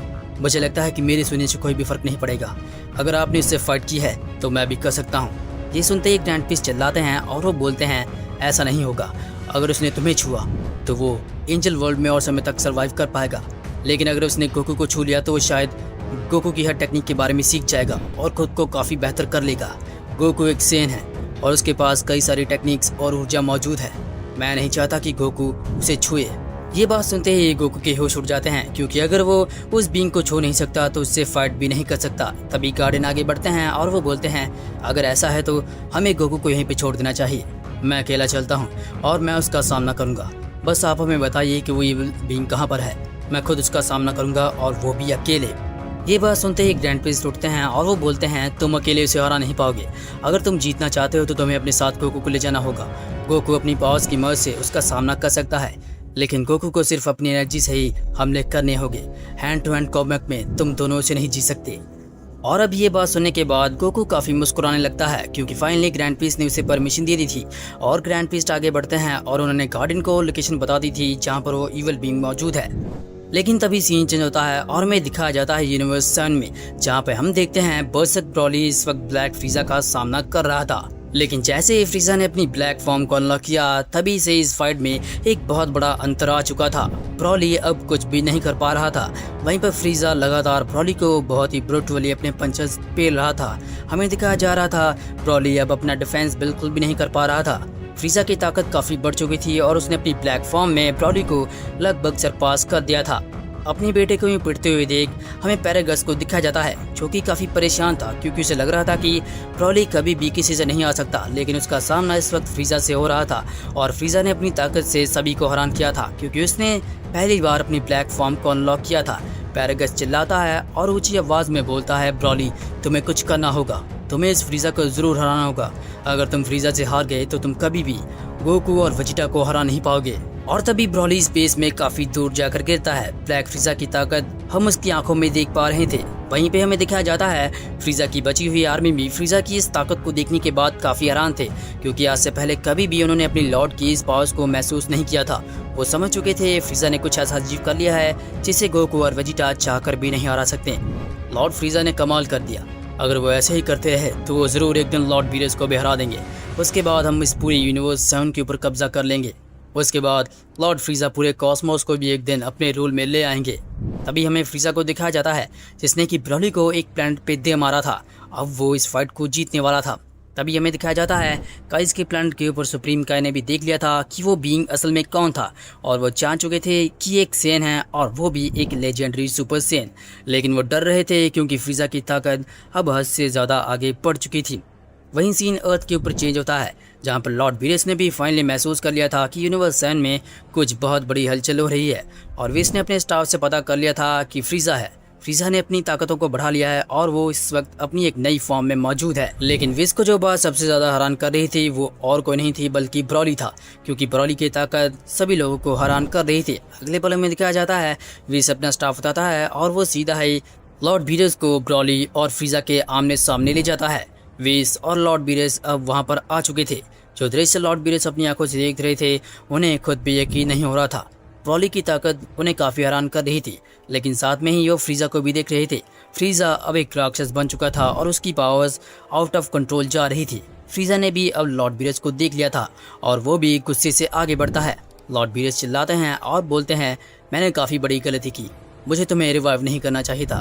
फ्रीजा भी इसका जवाब देता है, मैं इतने समय से ट्रेनिंग कर रहा था ताकि मैं तुम्हें सरपास कर पाऊं और यूनिवर्स 7 का अगला डिस्ट्रॉयर बन पाऊं। यकीनन आज मैं तुम्हें हराऊंगा। बीरेस और वीस ये बात सुनते हैं और उन्हें इस बात से कोई भी फर्क नहीं पड़ता। वो जानते थे कि फ्रीजा कभी भी लॉर्ड बीरेस को हरा नहीं पाएगा। लेकिन अचानक पीछे से एक आवाज आती है और अगेन ब्रॉली उस प्लैनेट के मलबे से बाहर आता है और वो रेज करता है और एक बार फिर से ब्रॉली अपने जख्मों को हील करता है। अगेन ब्रॉली रेज करता है और वो अपनी एक नई फॉर्म को अनलॉक करने वाला था। उसकी रेज से उसकी बॉडी से बहुत बड़ी मात्रा में ऊर्जा बाहर आती है। फ्रीजा ये देखता है और वो समझ रहा था कि ब्रॉली को दर्द हो रहा है लेकिन असल में ब्रॉली ट्रांसफॉर्म हो रहा था। वीस ने भी अपनी आंखों से देख लिया था कि ब्रॉली नहीं रुक रहा, उसने खुद को ट्रांसफॉर्म करना शुरू कर दिया है। वीस लॉर्ड बीरेस के पास जाता है और उन्हें समझाने की कोशिश करता है, माय लॉर्ड आपको इन दोनों को रेज कर देना चाहिए। अगर आपने ये अभी नहीं किया तो हो सकता है कि फ्रीजा और ब्रॉली यूनिवर्स 7 के लिए एक बहुत बड़ा खतरा बन जाए। लेकिन बीरेस विस की बात को नहीं सुनता और वो देखना चाहता था कि ब्रॉली असल में क्या कर सकता है। फ्रीजा का ध्यान भी इस वक्त वहीं था। अगले ही पल में दिखाया जाता है वो प्लेनेट एक बार फिर से एक्सप्लोड होता है और वहाँ पर हम देखते हैं ब्रॉली अगेन अपने आप को ट्रांसफॉर्म कर चुका था। ब्रॉली इस वक्त अपनी ट्रू लेजेंडरी फॉर्म में आ चुका था। ये बिल्कुल गोकू के सुपर सेन 3 के जैसा था लेकिन ब्रॉली के लिए ये उसकी सबसे शक्तिशाली फॉर्म थी। ब्रॉली का ये रूप देखने के बाद ब्लैक फ्रीजा भी मुस्कुराता है और उसे लग रहा था कि वो ब्रॉली को अभी भी हरा सकता है। लेकिन ये फ्रीजा की गलतफहमी थी। ब्रॉली गुस्से में आता है और वो आगे बढ़ता है, तुमने एक बार मुझे सरपास कर दिया लेकिन तुम ये दोबारा नहीं कर पाओगे। तुमने मुझे काफ़ी जख्म दिए हैं, तुमने मेरी सीन प्रजाति को खत्म किया, आज मैं उसका बदला लूंगा। ये कहते हुए ब्रॉली अपने हाथों में अपनी डिस्ट्रक्टिव एनर्जी को क्रिएट करता है और ये एनर्जी काफ़ी खतरनाक थी। तभी ब्रॉली सीधा ही फ्रीजा की तरफ बढ़ता है। वीस अगेन लॉर्ड बीरेस को समझाता है कि उन्हें अब इस फाइट को रोक देना चाहिए। अगर उन्होंने अभी ऐसा नहीं किया तो शायद हो सकता है कि इस यूनिवर्स को बहुत बड़ा नुकसान हो। लेकिन अचानक वीस को एक और एनर्जी महसूस होती है और वो लॉर्ड बीरेस को बताता है कि शायद और कोई भी यूनिवर्स 7 में आ रहा है। बीरेस काफ़ी खुश थे लेकिन अगले ही पल वो भी काफ़ी सीरियस हो रहे थे क्योंकि वो समझ चुके थे आसपास ही कहीं पे पोर्टल ओपन होने वाला है जहाँ से कोई बीइंग एंटर होगा और उन्होंने उस बीइंग की एनर्जी को महसूस कर लिया था। फ्रीजा भी पीछे नहीं था, उसने भी महसूस कर लिया था कि ब्रॉली के पीछे एक और बीइंग खड़ा है जो कि बहुत जल्द वहां पर आने वाला है। और इस वक्त ब्रॉली को कोई भी अंदाजा नहीं था कि उसके पीछे कोई और पावरफुल एंटिटी मौजूद है। और तभी ब्रॉली अपने कदमों को आगे बढ़ाता है, लेकिन जैसे ही वो आगे बढ़ता है ब्रॉली भी समझ जाता है कि उसके पीछे कोई बीइंग आने वाला है और ब्रॉली पीछे मुड़ता है। हमें दिखाया जाता है वहां पर एक पोर्टल ओपन होता है जो कि ईवल एनर्जी से बना हुआ था और इस ईवल एनर्जी के पोर्टल से एक बहुत ही शक्तिशाली बीइंग ब्रॉली के बाहर निकलता है। ब्रॉली अब उस बीइंग के सामने खड़ा था, लेकिन इससे पहले कि हम कुछ आगे देखते हैं तभी सीन चेंज होता है और हमें गोकू और गार्डियन का सीन दिखाया जाता है जो कि फाइनली उस जगह पे पहुंच चुके थे जहां पर वो ईवल एंटिटी मौजूद था।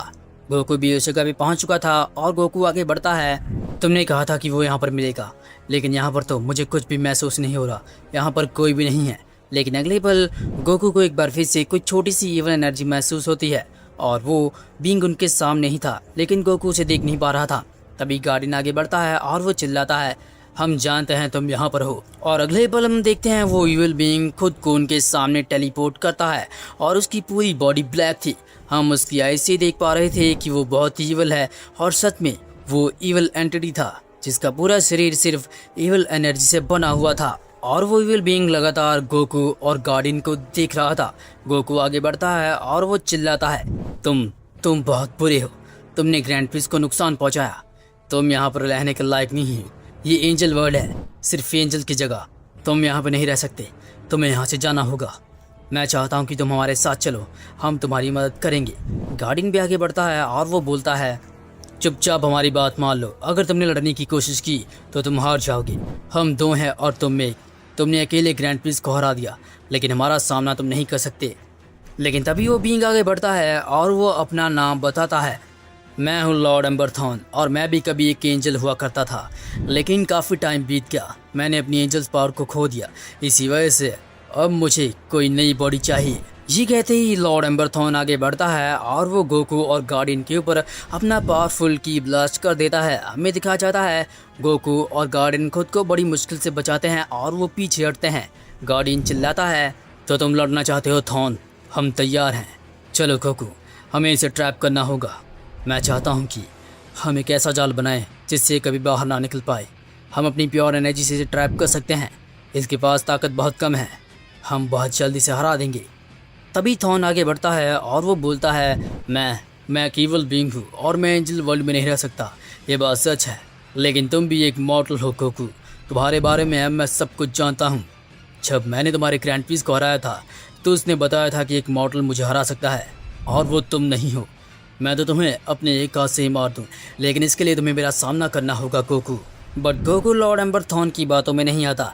हमें दिखाया जाता है गोकू लगातार डिस्टेंस बनाते हुए कई सारे की ब्लास्ट और लेजर सीधा ही थॉन के ऊपर करता है, लेकिन थॉन हर एक अटैक को डॉज करता जा रहा था। वहीं गार्डियन भी अपनी पूरी कोशिश करता है, लेकिन उनके हमलों से थॉन को कुछ भी नहीं हो रहा था। गोकू काफ़ी कंफ्यूज हो चुका था क्योंकि वो कभी भी इस तरह से फाइट नहीं करता। उसने डिसाइड कर लिया था कि उसे हमला करना ही होगा।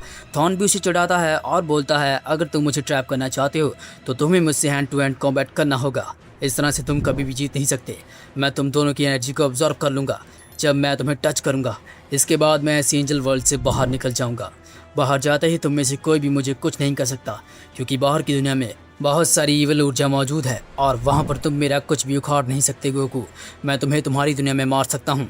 ये बात सुनने के बाद फाइनली गोकू को काफ़ी गुस्सा आता है और वो खुद के ऊपर अपना कंट्रोल खो देता है। वो सारी बातें भूल चुका था जो कि ग्रैंड प्रिंस ने उसे बताई थी। तभी गार्डियन भी समझ जाता है कि गोकू लड़ने के लिए आगे बढ़ने वाला है और गार्डियन गोकू को रोकने की कोशिश करता है। ऐसा मत करो, वो तुम्हें चिढ़ा रहा है, अगर तुमने हमला किया तो हम मार सकते हैं। यकीन मानो, मैं तुम्हारे बिना ये कुछ नहीं कर सकता, प्लीज़ मेरा साथ दो गोकू। लेकिन गोकू फाइनली गलती कर देता है। गोकू आगे बढ़ता है और वो लॉर्ड एम्बरथॉन के ऊपर अपना पंच करने की कोशिश करता है, लेकिन थॉन बड़ा तेज़ था और उसने गोकू को टच कर लिया था। एक टच में ही उसने गोकू की सारी टेक्निक्स को ऑब्जर्व कर लिया था। हालांकि गोकू अपना हमला कर देता है, बट उस हमले से कोई भी फ़र्क नहीं पड़ता। अब थॉन वो सारी जानकारी जान चुका था जो कि गोकू के दिमाग के अंदर मौजूद थी। अगले ही पल में दिखाया जाता है गार्डियन आगे बढ़ता है और वो थॉन से गोकू को अलग करता है, लेकिन गोकू के हमले की वजह से हमें वहाँ पर एक बार फिर से एनर्जी का बहुत बड़ा भंडार देखने को मिलता है। बट थॉन अब अपना प्लान कामयाब कर चुका था। इसका मतलब ग्रैंड प्रिंस ने झूठ नहीं बोला था, तुम सच में काफ़ी पावरफुल हो, तुम्हारे पास कई सारी अजीब सी टेक्निक हैं गोकू, और अब मैं वो सब कुछ सीख चुका हूँ। मैं उनका इस्तेमाल करने वाला हूँ गोकू। मिलते हैं तुम्हारी दुनिया में। ये कहते हुए थॉन गोकू की टेक्निक का इस्तेमाल करता है और वो इंस्टेंट ट्रांसमिशन को वॉल्व करते हुए एंजल वर्ल्ड से बाहर निकल जाता है। कुछ ही सेकंडों में गोकू के उस हमले की वजह से हमें दिखाया जाता है गोकू खुद भी काफ़ी जख्मी हो जाता है। गोकू ने यहाँ पर अपना कंट्रोल खो दिया था, जिसकी वजह से वो इस बैटल को हार चुके थे। लेकिन तभी सीन चेंज होता है और हमें दिखाया जाता है ब्रॉली फाइनली पीछे मुड़ता है और देखता है कि वो बीइंग कौन है। और वो बीइंग और कोई नहीं बल्कि लॉर्ड एम्बर थॉन था, क्योंकि लॉर्ड एम्बर थॉन ने इंस्टेंट ट्रांसमिशन को वॉल्व किया था और उसे सबसे शक्तिशाली ऊर्जा ब्रॉली की ही महसूस हुई थी यूनिवर्स सन में। इसी वजह से वो सीधा ही गोकू की दुनिया में आ चुका था। लेकिन लॉर्ड एम्बर थॉन को देखने के बाद व्हीस और लॉर्ड बीरेज समझ नहीं पा रहे थे कि आखिर ये इतना शक्तिशाली बीइंग अचानक आया कहाँ से। और अब हमें दिखाया जाता है गोकू अपने गुस्से के ऊपर कंट्रोल नहीं कर पाया था, इसी वजह से वो उस फाइट को हार चुका था। गोकू इस वक्त काफ़ी जख्मी था। तभी वो एंजल गार्डन आगे बढ़ता है और वो गोकू को वापस हील करता है। वो दोनों वापस एंजल वर्ल्ड में चले जाते हैं, लेकिन वो अब इस फाइट को हार चुके थे। गार्डन एंजल भी अब गोकू से काफ़ी नाराज था, क्योंकि गोकू ने बहुत बड़ी गलती कर दी थी। गोकू की सारी टेक्निक्स कॉपी करने के बाद लॉर्ड एम्बर थॉन अब उसकी दुनिया में जा चुका था। लेकिन जैसे ही दोनों वापस एंजल वर्ल्ड में जाते हैं, गार्डियन एंजल अब गोकू से काफ़ी ज़्यादा नाराज़ हो चुका था। वहीं गोकू अब हील हो चुका था, लेकिन गोकू ट्राई करना चाहता था कि वो वापस अपनी दुनिया में जाकर उस लॉर्ड एम्बर थॉन का सामना करे। लेकिन उसके सामने ग्रैंड पीस्ट एक बार फिर से आकर खड़े हो जाते हैं, लेकिन वो अभी भी काफ़ी कमज़ोर थे और वो नीचे गिर जाते हैं। गोकू उन्हें संभालने की कोशिश करता है, बट ग्रैंड पीस्ट अभी भी बहुत बुरी तरीके से जख्मी थे और उनकी सारी ऊर्जा उस लॉर्ड एम्बर थॉन ने चुराई थी। ग्रैंड पीस गोकू को समझाने की कोशिश करते हैं कि तुमने जो किया वो बहुत गलत था।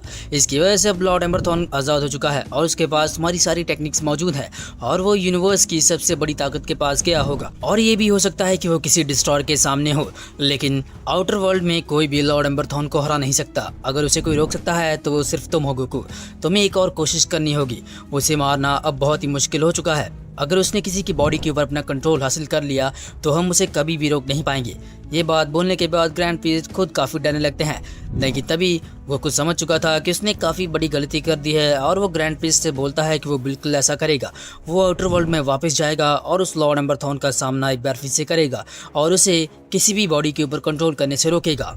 और इसके अगले पल गोकू और गार्डियन एंजल आगे बढ़ते हैं। ग्रैंड पीस टूटते हैं और वो अपनी बची हुई ऊर्जा को अपने हाथों में लेकर आते हैं और वो अपनी उस सारी ऊर्जा को गोकू को दे देते हैं और इसकी वजह से गोकू की पावर्स और भी ज़्यादा एनहांस हो जाती हैं। गोकू पीछे मुड़ता है और वो बोलता है कि आपने ऐसा क्यों किया, आपको भी पावर्स की ज़रूरत है। बिना पावर्स के आप जल्दी हील नहीं हो पाएंगे। हम पूरी कोशिश करेंगे, मैं और गार्डियन एंजल इस बार हम एक साथ होकर फाइट करेंगे और उस लॉर्ड एम्बर थॉन को ज़रूर रोकेंगे। तभी गार्डियन एंजल भी आगे बढ़ता है और वो भी ग्रैंड पीस से बोलता है कि जब तक मैं यहाँ पर नहीं हूँ आपको एंजल वर्ल्ड को प्रोटेक्ट करना होगा, तब तक मैं खुद उस लॉर्ड एम्बर थॉन को ख़त्म करने की कोशिश करूँगा। इस बार हम हार नहीं सकते। तभी सीन चेंज होता है और में दिखाया जाता है लॉर्ड बीरेस का सीन, जो कि अभी ब्रॉली और ब्लैक फ्रीजा की फाइट देख रहे थे। लेकिन अचानक उन्होंने वहाँ पर एक बहुत ही पावरफुल बीइंग को नोटिस किया था। वे इस देखने के बाद हैरान हो चुका था कि इस बीइंग के पास बहुत सारी ताकत मौजूद है, लेकिन उसके पास अपना असली शरीर मौजूद नहीं है। वो बीइंग अब बहुत ही ताकतवर हो चुका था और वो बीइंग और को नहीं, जैसा कि हम जानते हैं लॉर्ड एम्बर थॉन सीधा ही ब्रॉली के पीछे टेलीपोर्ट हो चुका था। वीरज सीधा ही लॉर्ड एम्बर थॉन के सामने जाकर खड़ा होता है और बोलता है, ऐसा मत करो, तुम मारे जाओगे और यहाँ से दफा हो जाओ। लेकिन अगले पल वीरज के रंग उड़ जाते हैं जब वो लॉर्ड एम्बर थॉन की ताकत को महसूस करता है। वीरज खुद को पीछे हटाता है। तभी हमें दिखाया जाता है थॉन काफ़ी आगे बढ़ता है और वो फ्रीजा और ब्रॉली को देखने के बाद काफ़ी खुश था, क्योंकि वो दोनों बीइंग काफ़ी पावरफुल थे। तभी लॉर्ड एम्बर थॉन समझ चुका था कि उसे इनमें से एक की बॉडी चुरा लेनी चाहिए और वो चिल्लाता है, अभी मैं एक बहुत बड़ी जंग लड़कर आ रहा हूँ और अगर मुझे और भी आगे लड़ना है तो मुझे तुम में से किसी एक का शरीर चाहिए और मैं ऐसा ज़रूर करूँगा। लेकिन जैसे ही ब्रॉली ने नोटिस किया कि उसकी फाइट को डिस्टर्ब करने के लिए कोई और फाइटर आ चुका है, ब्रॉली नहीं रुकता और ब्रॉली आगे बढ़ता है। ब्रॉली सीधा ही लॉर्ड एम्बर थॉन के सामने जाकर खड़ा होता है और उससे गुस्से में चिल्लाता है कि तुम ऐसा कुछ भी नहीं कर सकते। सबसे पहले मैं फ्रीजा को ख़त्म करूंगा और उसके बाद तुम। अगर तुम मुझसे लड़ना चाहते हो तो तुम्हें रुकना होगा। मैं तुम्हें हमारी फाइट ख़त्म करने नहीं दूंगा, पीछे हट जाओ। लेकिन लॉर्ड एम्बर थॉन पीछे नहीं हटता। वहीं ब्लैक फ्रीजा भी पहली बार लॉर्ड एम्बर थॉन को देखता है और फ्रीजा लॉर्ड एम्बर थॉन को बिल्कुल हल्के में ले रहा था। हालांकि फ्रीजा ने अपनी ब्लैक फॉर्म को अनलॉक कर लिया था, बट फिर भी लॉर्ड एम्बर थॉन से लड़ने के लिए इतनी पावर्स काफ़ी नहीं थे। तभी फ्रीजा डिसाइड करता है कि वो उस थॉन को अपने एक उंगली के हमले से ही खत्म करेगा। हमें दिखाया जाता है फ्रीजा अपना पावरफुल की ब्लास्ट सीधा ही लॉर्ड एम्बर थॉन के ऊपर करता है, लेकिन वहां पर मौजूद हर एक फाइटर हैरान हो जाता है क्योंकि वो अटैक कभी भी लॉर्ड एम्बर थॉन के पास पहुंचा ही नहीं, मानो वो अटैक स्पेस में ही कहीं गायब हो गया। लॉर्ड एम्बर थॉन के हाथों में एक बहुत ही पावरफुल मैजिकल रिंग थी जिसकी मदद से उसने अपने अराउंड एक बहुत ही पावरफुल शील्ड को क्रिएट किया था ताकि कोई भी उसे कभी भी हरा ना पाए और कोई भी हमला उस तक पहुंच ना पाए। लेकिन ब्रॉली कहाँ सुधरने वाला था। ब्रॉली किसी की भी नहीं सुनता।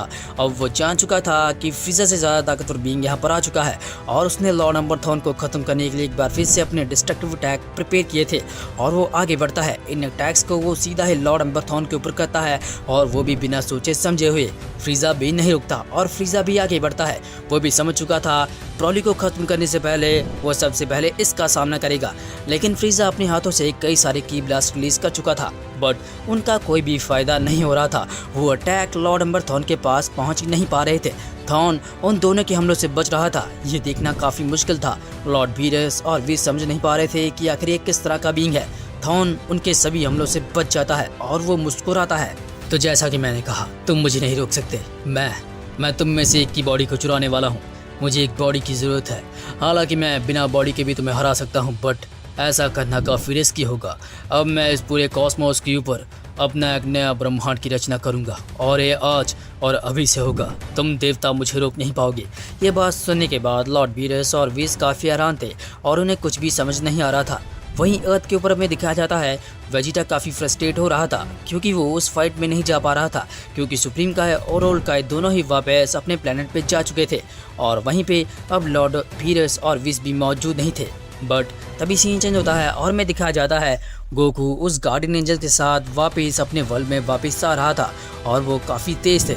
बट अगले पल में जेनो पैलेस का सीन दिखाया जाता है जहाँ पर जेनो काफ़ी चिंता में आ जाते हैं क्योंकि उन्होंने महसूस कर लिया था एक बहुत बड़ा खतरा एक बार फिर से उनके कॉस्मोस के ऊपर आ चुका है और वो और को नहीं बल्कि लॉर्ड एम्बर थॉन है। और वो ये भी जानते थे कि गोकू इस वक्त कॉस्मोस में मौजूद नहीं है और उसके अलावा कोई भी उसे रोक नहीं पाएगा।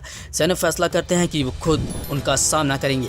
वहीं काइस के प्लान के ऊपर हमें दिखाया जाता है दोनों काइस ने ये महसूस कर लिया था कि लॉर्ड एम्बर थॉन कितना शक्तिशाली है और वो जान चुके थे कि वो क्या कर सकता है।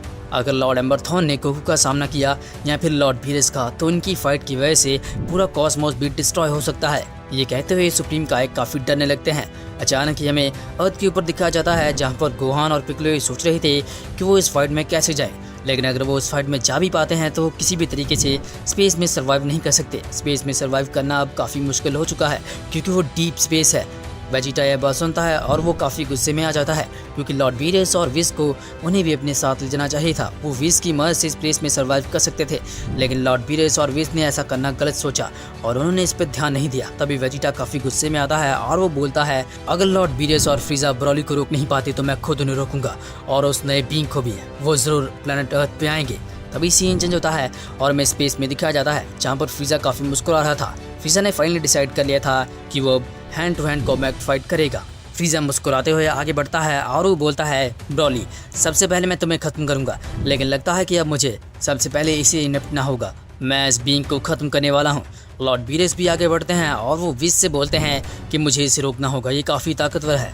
मैं अपनी हकाई एनर्जी का इस्तेमाल करूंगा और इसे इरेज कर दूंगा और लॉर्ड वीरस बिल्कुल यही करते हैं। वहीं हमें दिखाया जाता है स्पेस में काफ़ी दूर ब्रॉली के पिता पैरागस भी खड़े थे और वो ये देख के हैरान थे कि ब्रॉली उसके सामने कितना कमज़ोर हो चुका है। वो चिल्लाते हैं ब्रॉली तुम ऐसा नहीं कर सकते, तुम्हें जल्दी से हराना होगा, तुम इन सबको नष्ट कर सकते हो, तुम में बहुत ताकत है ब्रॉली। लेकिन हमें तभी इस ब्रह्मांड में बहुत बड़े तबाके देखने को मिलते हैं जो कि इस फाइट की वजह से हो रहे थे।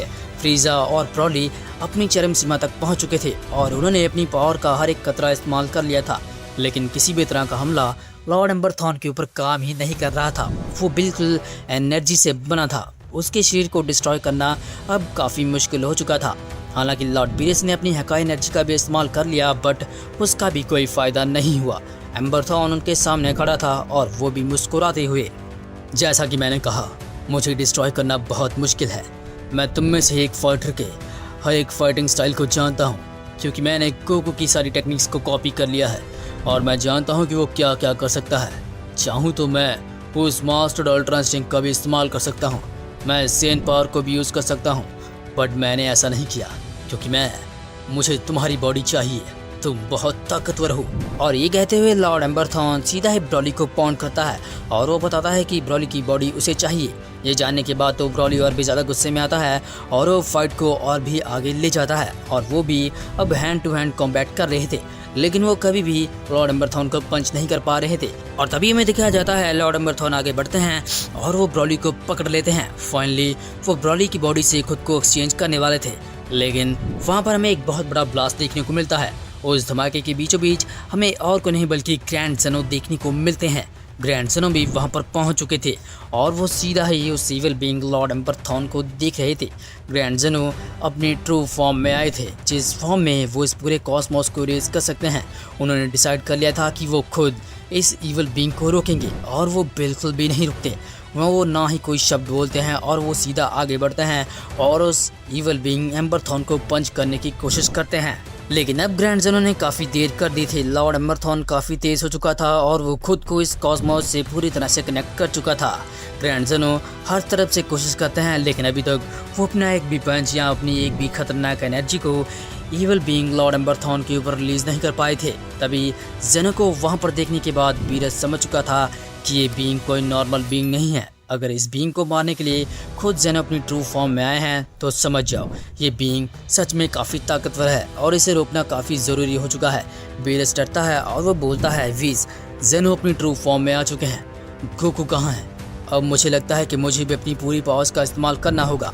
तभी हमें ब्रॉली को दिखाया जाता है जो कि एम्बरथॉन की पकड़ से छूटने की कोशिश करता है, बट वो ऐसा कर नहीं पाता। हमें दिखाया जाता है ज़ेनो भी यही कोशिश करते हैं, मानो वो जानते थे कि सिविल बीइंग को किसी बॉडी की ज़रूरत है। वो अपनी हर एक टेक्निक का इस्तेमाल करते हैं और अपनी लाइट की स्पीड का भी इस्तेमाल करते हैं, बट सब कुछ पीछे हो रहा था। फ्रीज़ा भी समझ चुका था कि ये बैटल अब बिल्कुल भी नॉर्मल नहीं है। वो आगे बढ़ता है, लेकिन अभी भी वो ब्रॉली को बचा नहीं पा रहा था। फ्रीज़ा अपने दिमाग में कुछ सोचने लगता है, ये बीइंग बहुत ताकतवर है, अगर मैं इसे ज़ेनो के सामने हरा देता हूँ तो ज़रूर मैं भी ज़ेनो का दोस्त बन जाऊँगा, जैसे कि गोकू बना है। इसके बाद मैं ज़ेनो को रिप्लेस कर सकता हूँ। लेकिन इन सब ने बहुत देरी कर दी थी। अब ब्रॉली उस कैद में पूरी तरीके से कैद हो चुका था और जो लॉर्ड एम्बरथॉन ने करना था वो कर चुका था। लॉर्ड एम्बरथॉन अब ब्रॉली को पूरी तरह से रिप्लेस करने वाला था और उसकी बॉडी के ऊपर उसने अपना कंट्रोल भी हासिल कर लिया था। फाइनली इतने सालों के बाद मुझे एक बॉडी मिल गई।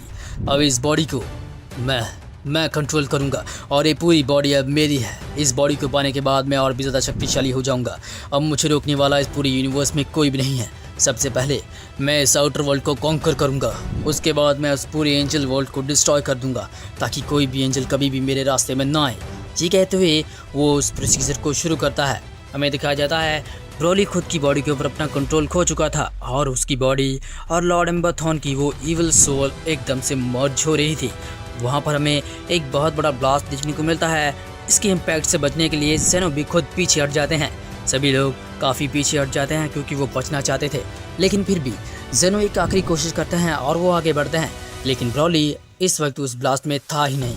ब्रॉली अब मर चुका था और अब ब्रॉली की बॉडी के ऊपर कब्जा कर लिया था लॉर्ड एम्बरथॉन ने। इस ब्लास्ट के इम्पैक्ट की वजह से हमें दिखाया जाता है फ्रीज़ा भी काफ़ी दूर जाकर गिरता है, लेकिन वो खुद को संभालता है। अब फ्रीज़ा समझ चुका था कि ये हालात अब उसके कंट्रोल से बाहर जा रहे हैं, क्योंकि फ्रीज़ा को लगा था कि वो अपनी इस फॉर्म में उस थॉन को हरा सकता है, बट ऐसा नहीं हुआ। लेकिन जो लॉर्ड बीरस और वेस अपनी आंखों के सामने देखते हैं, उन्हें वो देखने पर यकीन भी नहीं होता। हमें एक बहुत ही बड़ा इविल एनर्जी से बना हुआ विस्फोट देखने को मिलता है। उस विस्फोट से एक बीइंग बाहर आता है और वो दिखने में बिल्कुल ब्रॉली के जैसा लग रहा था, लेकिन वो ब्रॉली नहीं था। लॉर्ड एम्बरथॉन ने अब ब्रॉली की बॉडी के ऊपर अपना कंट्रोल हासिल कर लिया था। अब ब्रॉली की बॉडी पूरी तरीके से बदल चुकी थी। हम ये कह सकते हैं कि अब ब्रॉली बन चुका था इविल ब्रॉली, और उसकी बॉडी से देख के लग रहा था कि वो इस पूरे कॉस्मोस को डिस्ट्रॉय कर सकता है। लॉर्ड एम्बरथॉन जो चाहता था अब वो उसे मिल चुका था, एक बॉडी, और वो भी बहुत ही शक्तिशाली बीइंग की। तभी ज़ेनो काफ़ी पीछे हटते हैं और वो चिल्लाते हैं, हमें इसे रोकना होगा, और वो भी बहुत जल्द। अगर हमने अभी नहीं किया तो हम इस पूरे कॉस्मोस को खो देंगे। हमें बाकियों के आने का इंतज़ार करना होगा, गोकू और बाकी सभी लोग, लेकिन तब तक हमें इस बीइंग को यहीं पे रोकना होगा। ये सुनते ही लॉर्ड बीरस भी रेज करते हैं और वो भी आगे बढ़ते हैं। लेकिन तभी हमें दिखाया जाता है फ्रीजा खुद को प्रूव करने के लिए इविल ब्रॉली से खुद ही भिड़ जाता है। लॉर्ड एम्बर थॉर्न की ताकत पाने के बाद वो इविल ब्रॉली और भी ज़्यादा शक्तिशाली हो चुका था। थॉर्न भी नहीं रुकता, ब्रॉली की बॉडी के अंदर होते हुए वो अब और भी ज़्यादा मजबूत हो चुका था। ब्लैक फ्रीजा अपने हर एक पावरफुल पंचेस का इस्तेमाल करता है और इस वक्त उसने अपनी पूरी पावर का इस्तेमाल कर लिया था, लेकिन उसका किसी भी तरह का हमला इविल ब्रॉली का कुछ भी नहीं बिगाड़ पा रहा था। नतीजा ये निकलता है कि वो बस 10 सेकंड के अंदर ही इविल ब्रॉली से इस फाइट को हार जाता है और उसकी ब्लैक फॉर्म भी उसका साथ छोड़ रही थी। फ्रीजा की पूरी एनर्जी अचानक से लॉर्ड एम्बर थॉर्न ने अपने अंदर अब्जॉर्ब कर ली थी। तभी हमें दिखाया जाता है जेनो आगे बढ़ते हैं और वो फ्रीजा को बचाना चाहते थे, बट वो ऐसा कर नहीं पाते। अब ब्रॉली की स्पीड तो काफ़ी बढ़ चुकी थी, लेकिन उसके पास गोकू की सारी टेक्निक्स मौजूद थी। ब्रॉली की पावर, लॉर्ड एम्बर थॉर्न का माइट और गोकू की टेक्निक पाने के बाद वो अनस्टॉपेबल हो चुका था। ब्रॉली नहीं रुकता। इविल पावर्स के आने के बाद हमें दिखाया जाता है उसने फ्रीजा को ख़त्म करने का डिसीजन कर लिया था। जेनो भी खुद को पीछे रोक लेते हैं क्योंकि वो जानते थे अब वो ब्लैक फ्रीजा को चाहकर भी नहीं बचा सकते। हमें दिखाया जाता है इविल ब्रॉली ने ब्लैक फ्रीजा को पकड़ा था और वो भी उसके सर से। फ्रीजा अपना होश खो चुका था और वो इस वक्त अनकॉन्शियस था। तभी हम देखते हैं इविल ब्रॉली लगातार अपने मल्टीपल पंचेस फ्रीजा के ऊपर कर रहा था और फ्रीजा अब कुछ भी नहीं कर पा रहा था। उसने इस बैटल में हार मान ली थी। फ्रीजा अपना दिमाग चलाता है और वो वहाँ से भागने की कोशिश करता है, बट वो ऐसा कर नहीं पाता। वो अपने घुटनों पे आ जाता है। फ्रीजा की बॉडी में एक बहुत ही गहरा जख्म हो जाता है। इस बार उसे स्पेस में सांस लेने में भी काफ़ी दिक्कत हो रही थी। वहीं वो इविल ब्रॉली हंसता है और चिल्लाता है, तो जैसा कि मैंने कहा था, अगर तुम जिंदा रहना चाहते हो तो तुम्हें यहाँ से चले जाना चाहिए था, लेकिन तुमने मेरी बात नहीं सुनी। अब देखो मैं तुम्हारे साथ क्या करता हूँ। सबसे पहले मैं तुम्हें नष्ट करूँगा, इसके बाद मैं इस वर्ल्ड के हर एक गॉड को ख़त्म करूँगा और बन जाऊँगा एक सबसे शक्तिशाली गॉड इस पूरे कॉस्मोस का। फ्रीजा काफ़ी पीछे हटता है, लेकिन वो अब कुछ भी नहीं कर पा रहा था। इविल ब्रॉली ने अपना हमला कर दिया था और उसकी बॉडी इरेज हो रही थी और उसने फ्रीजा को वहीं पे हमेशा के लिए इरेज कर दिया था। इविल ब्रॉली अब इंतजार कर रहा था कि कब उसका सामना वापस गोकू से हो। एंड जैसे ही फ्रीजा की आर्मी अपने लॉर्ड फ्रीजा की डेथ देखती है, उनके पैरों तले से ज़मीन हिल जाती है। उन्हें यकीन भी नहीं हो रहा था कि लॉर्ड फ्रीजा जिस ताकत को पाने की इतनी कोशिश कर रहे थे, उस पावर को पाने के बाद भी वो किसी तरह से इस बैटल को हार सकते हैं। और वो डर रहे थे क्योंकि वे जानते थे फ्रीजा मर चुका है, उन्हें बचाने वाला अब इस बेस में कोई भी मौजूद नहीं। इसी वजह से फ्रीजा की आर्मी डिसाइड करती है कि अगर वो जिंदा रहना चाहते हैं तो उन्हें यहाँ से भागना होगा। हमें दिखाया जाता है फ्रीजा के जितने भी सोल्जर स्पेस में खड़े थे वो ब्रॉली की ये ताकत देखने के बाद काफ़ी डर चुके थे और उन्होंने फैसला कर लिया था कि अब वो इस बैटल फील्ड से 9-2-11 हो जाएंगे, क्योंकि उनमें से कोई भी सोल्जर इतना पावरफुल नहीं था कि वो अकेले ही ब्रॉली का सामना कर ले। इवन अगर वो सभी भी हमला करते तो तब भी वो ब्रॉली का कुछ नहीं बिगाड़ पाते। तभी हमें जेनो का सीन दिखाया जाता है। जेनो काफ़ी गुस्से में आते हैं और वो बोलते हैं, मैंने कहा था ये काफ़ी मुश्किल होने वाला है, हमें नहीं रोकना होगा, ये बहुत ही ताकतवर हो चुके हैं। जेनो पूरी कोशिश करते हैं और वो एक बार फिर से इस फाइट को शुरू कर देते हैं। इस बार हम देखते हैं वीस और लॉर्ड बेस को कुछ भी समझ में नहीं आ रहा था, क्योंकि जेनो पहली बार इस फॉर्म का इस्तेमाल कर रहे थे और उन्होंने पहली बार किसी बैटल में खुद आने का फैसला किया था। वो जानते थे अगर ऐसा है तो ये दुश्मन काफ़ी शक्तिशाली हो सकता है। वीस भी काफ़ी घबराता है और बोलता है, माय लॉर्ड बीरेस, ब्रॉली अब पूरी तरह से आउट ऑफ कंट्रोल हो चुका है। उस बीइंग ने ब्रॉली की बॉडी के ऊपर अपना पूरा कंट्रोल हासिल कर लिया है। आपको भी इस फाइट में पार्ट लेना होगा, आप भी उनका सामना करें। जेनो भी चिल्लाते हैं और वो बोलते हैं कि बीरेस मेरी मदद करो। वीस बड़े गौर से उस बीइंग की तरफ देखता है और वो समझ चुका था लॉर्ड एम्बर थॉर्न अब ब्रॉली की बॉडी के अंदर पूरी तरीके से घुस चुका है और उसके माइंड को कंट्रोल कर रहा है। लॉर्ड जेनो एक बार फिर से इविल ब्रॉली की तरफ बढ़ते हैं और अपने पावरफुल पंचेस की मदद से वो इविल ब्रॉली के ऊपर लगातार हमले कर रहे थे। वहीं बीस लॉर्ड बीस को सजेस्ट करता है कि उन्हें भी अब इस फाइट में पार्टिसिपेट करना चाहिए और वो भी अपनी फुल पावर के साथ। इस इविल ब्रॉली को रोकना अब और भी ज़्यादा मुश्किल हो चुका है। हमें दिखाया जाता है इविल ब्रॉली रेज करता है और वो रोर करता है। लगातार उसकी ताकत बढ़ती जा रही थी, वो अपनी बॉडी को संभाल भी नहीं पा रहा था। उसकी बॉडी में हम क्रैक्स देख पा रहे थे, ये दर्शा रहा था कि ब्रॉली की बॉडी किसी भी वक्त फट सकती है, बट ऐसा नहीं था। उसके अंदर ताकत की इतनी भरमार आ चुकी थी कि वो अब किसी को भी हरा सकता था। वो चाहे तो इस पूरे यूनिवर्स सन को अपनी एक चुटकी से ही रेज कर सकता था, लेकिन अभी तक इविल ब्रॉली ने कुछ ऐसा नहीं किया था, क्योंकि उसे किसी का इंतजार था और हो ना हो वो और कोई नहीं बल्कि गोकू हो सकता है। और अगले पल हमें यहाँ पर एक बहुत बड़ी फाइट देखने को मिलती है। लॉर्ड जेनो अपनी पूरी पावर्स का इस्तेमाल कर रहे थे, वहीं इस बार लॉर्ड वीरेस भी पीछे नहीं हटते। वो भी आगे बढ़ते हैं और वो भी अपने बड़े बड़े हकाई एनर्जी के ब्लास्ट सीधा ही इस बार इविल ब्रॉली की तरफ कर रहे थे, बट उनको उस ब्लास्ट की वजह से ब्रॉली को कुछ भी फर्क नहीं पड़ रहा था। और हमें दिखाया जाता है जेनो अब काफ़ी टेंशन में आ चुके थे क्योंकि उनके किसी भी तरह का हमला ब्रॉली के ऊपर काम ही नहीं कर रहा था।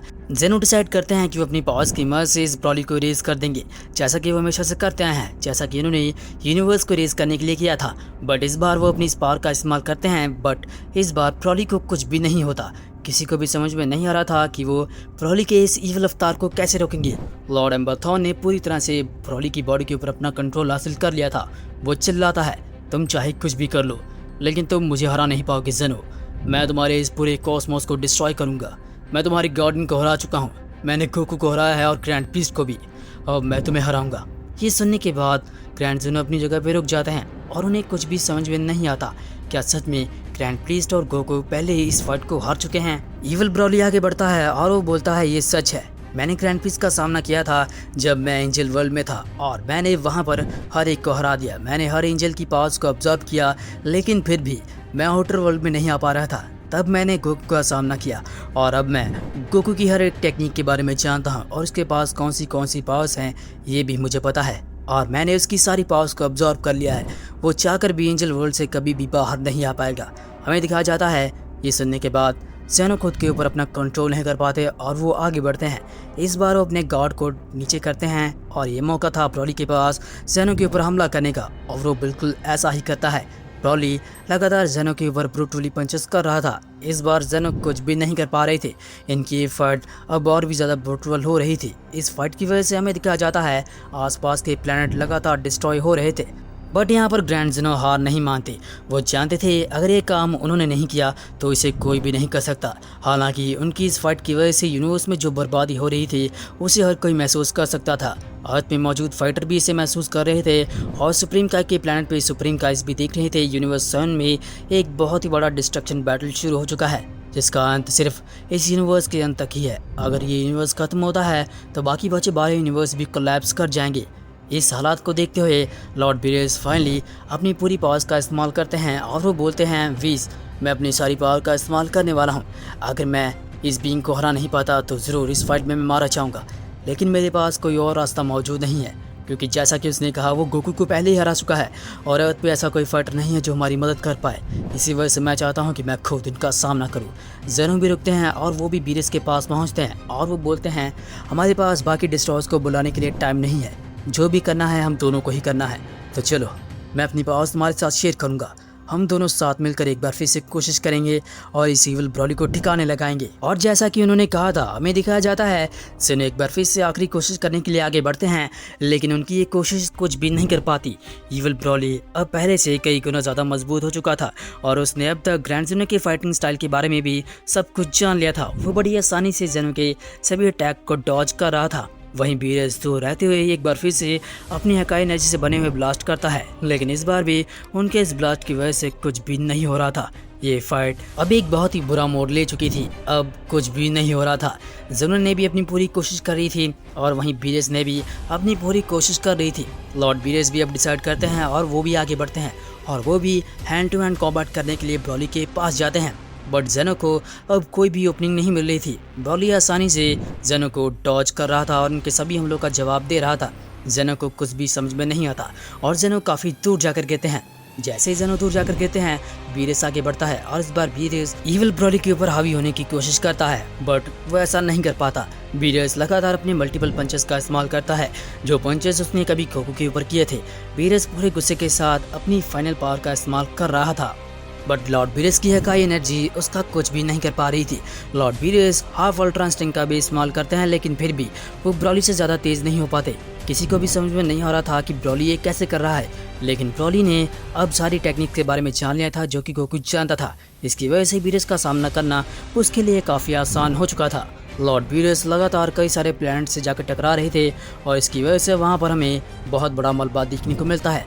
पूरा यूनिवर्स थर थर काँप रहा था और यूनिवर्स में हमें बहुत बड़े बड़े एनर्जी के एक्सप्लोजन देखने को मिल रहे थे। एंड इविल ब्रॉली लगातार बीरेस के ऊपर अपने मल्टीपल पंचेस कर रहा था और इस बार वो बीरेस को बहुत ही बुरी तरीके से पीट रहा था। इतना बुरा तो उसने जेनो को नहीं पीटा था जितना बुरा उसने लॉर्ड बीरेस को पीट दिया था। और इसी के साथ ब्रॉली ने लॉर्ड बीरेस की ऊर्जा को भी अब्जॉर्ब कर लिया था। हालांकि बीरेस को इसके बारे में कुछ भी पता नहीं चला था। बीरेस एक बार फिर से एक बहुत बड़ी चट्टान से जाकर टकराता है और वो फाइनली इस बैटल में अब कुछ भी नहीं कर पा रहा था। वो काफ़ी कमज़ोर हो चुका था, बिल्कुल ग्रैंड जेनो की जैसे। इस फाइट में अब वो दोनों ही हार चुके थे। वीस ने महसूस कर लिया था कि ब्रॉली ने इन दोनों की पावर्स को भी अब्जॉर्ब कर लिया है। वीस उन्हें समझाने की कोशिश करता है, माय लॉर्ड वहाँ से पीछे हट जाइए, अब हम कुछ भी नहीं कर सकते, हमारे पास सिर्फ एक ही मौका है। अगर गोकू किसी तरह से वापस आ जाता है तो शायद गोकू ही इसका सामना कर सकता है या फिर मेरे पिता, हम में से कोई और कुछ भी नहीं कर पाएगा। तभी हमें दिखाया जाता है वीस ब्रॉली के पिता पैरागस को समझाने की भी कोशिश करता है, लेकिन पैरागस उसकी कोई भी बात नहीं सुनता। हम देखते हैं जेनो एक बार फिर से लॉर्ड बीरेस के पास टेलीपोर्ट होते हैं और वो बोलते हैं हमें एक आखिरी कोशिश करनी होगी। लेकिन वो जानते नहीं थे उन दोनों की पावर्स पहले ही अब्सॉर्ब हो चुकी हैं। और ब्रॉली उनकी तरफ देखता है और वो हंसता है और बोलता है तुमने जितनी कोशिश करनी थी तुम कर चुके, अब तुम कुछ भी नहीं कर पाओगे क्योंकि मैंने तुम्हारी ऊर्जा भी अब्सॉर्ब कर ली है। तुम मुझे रोक नहीं पाओगे।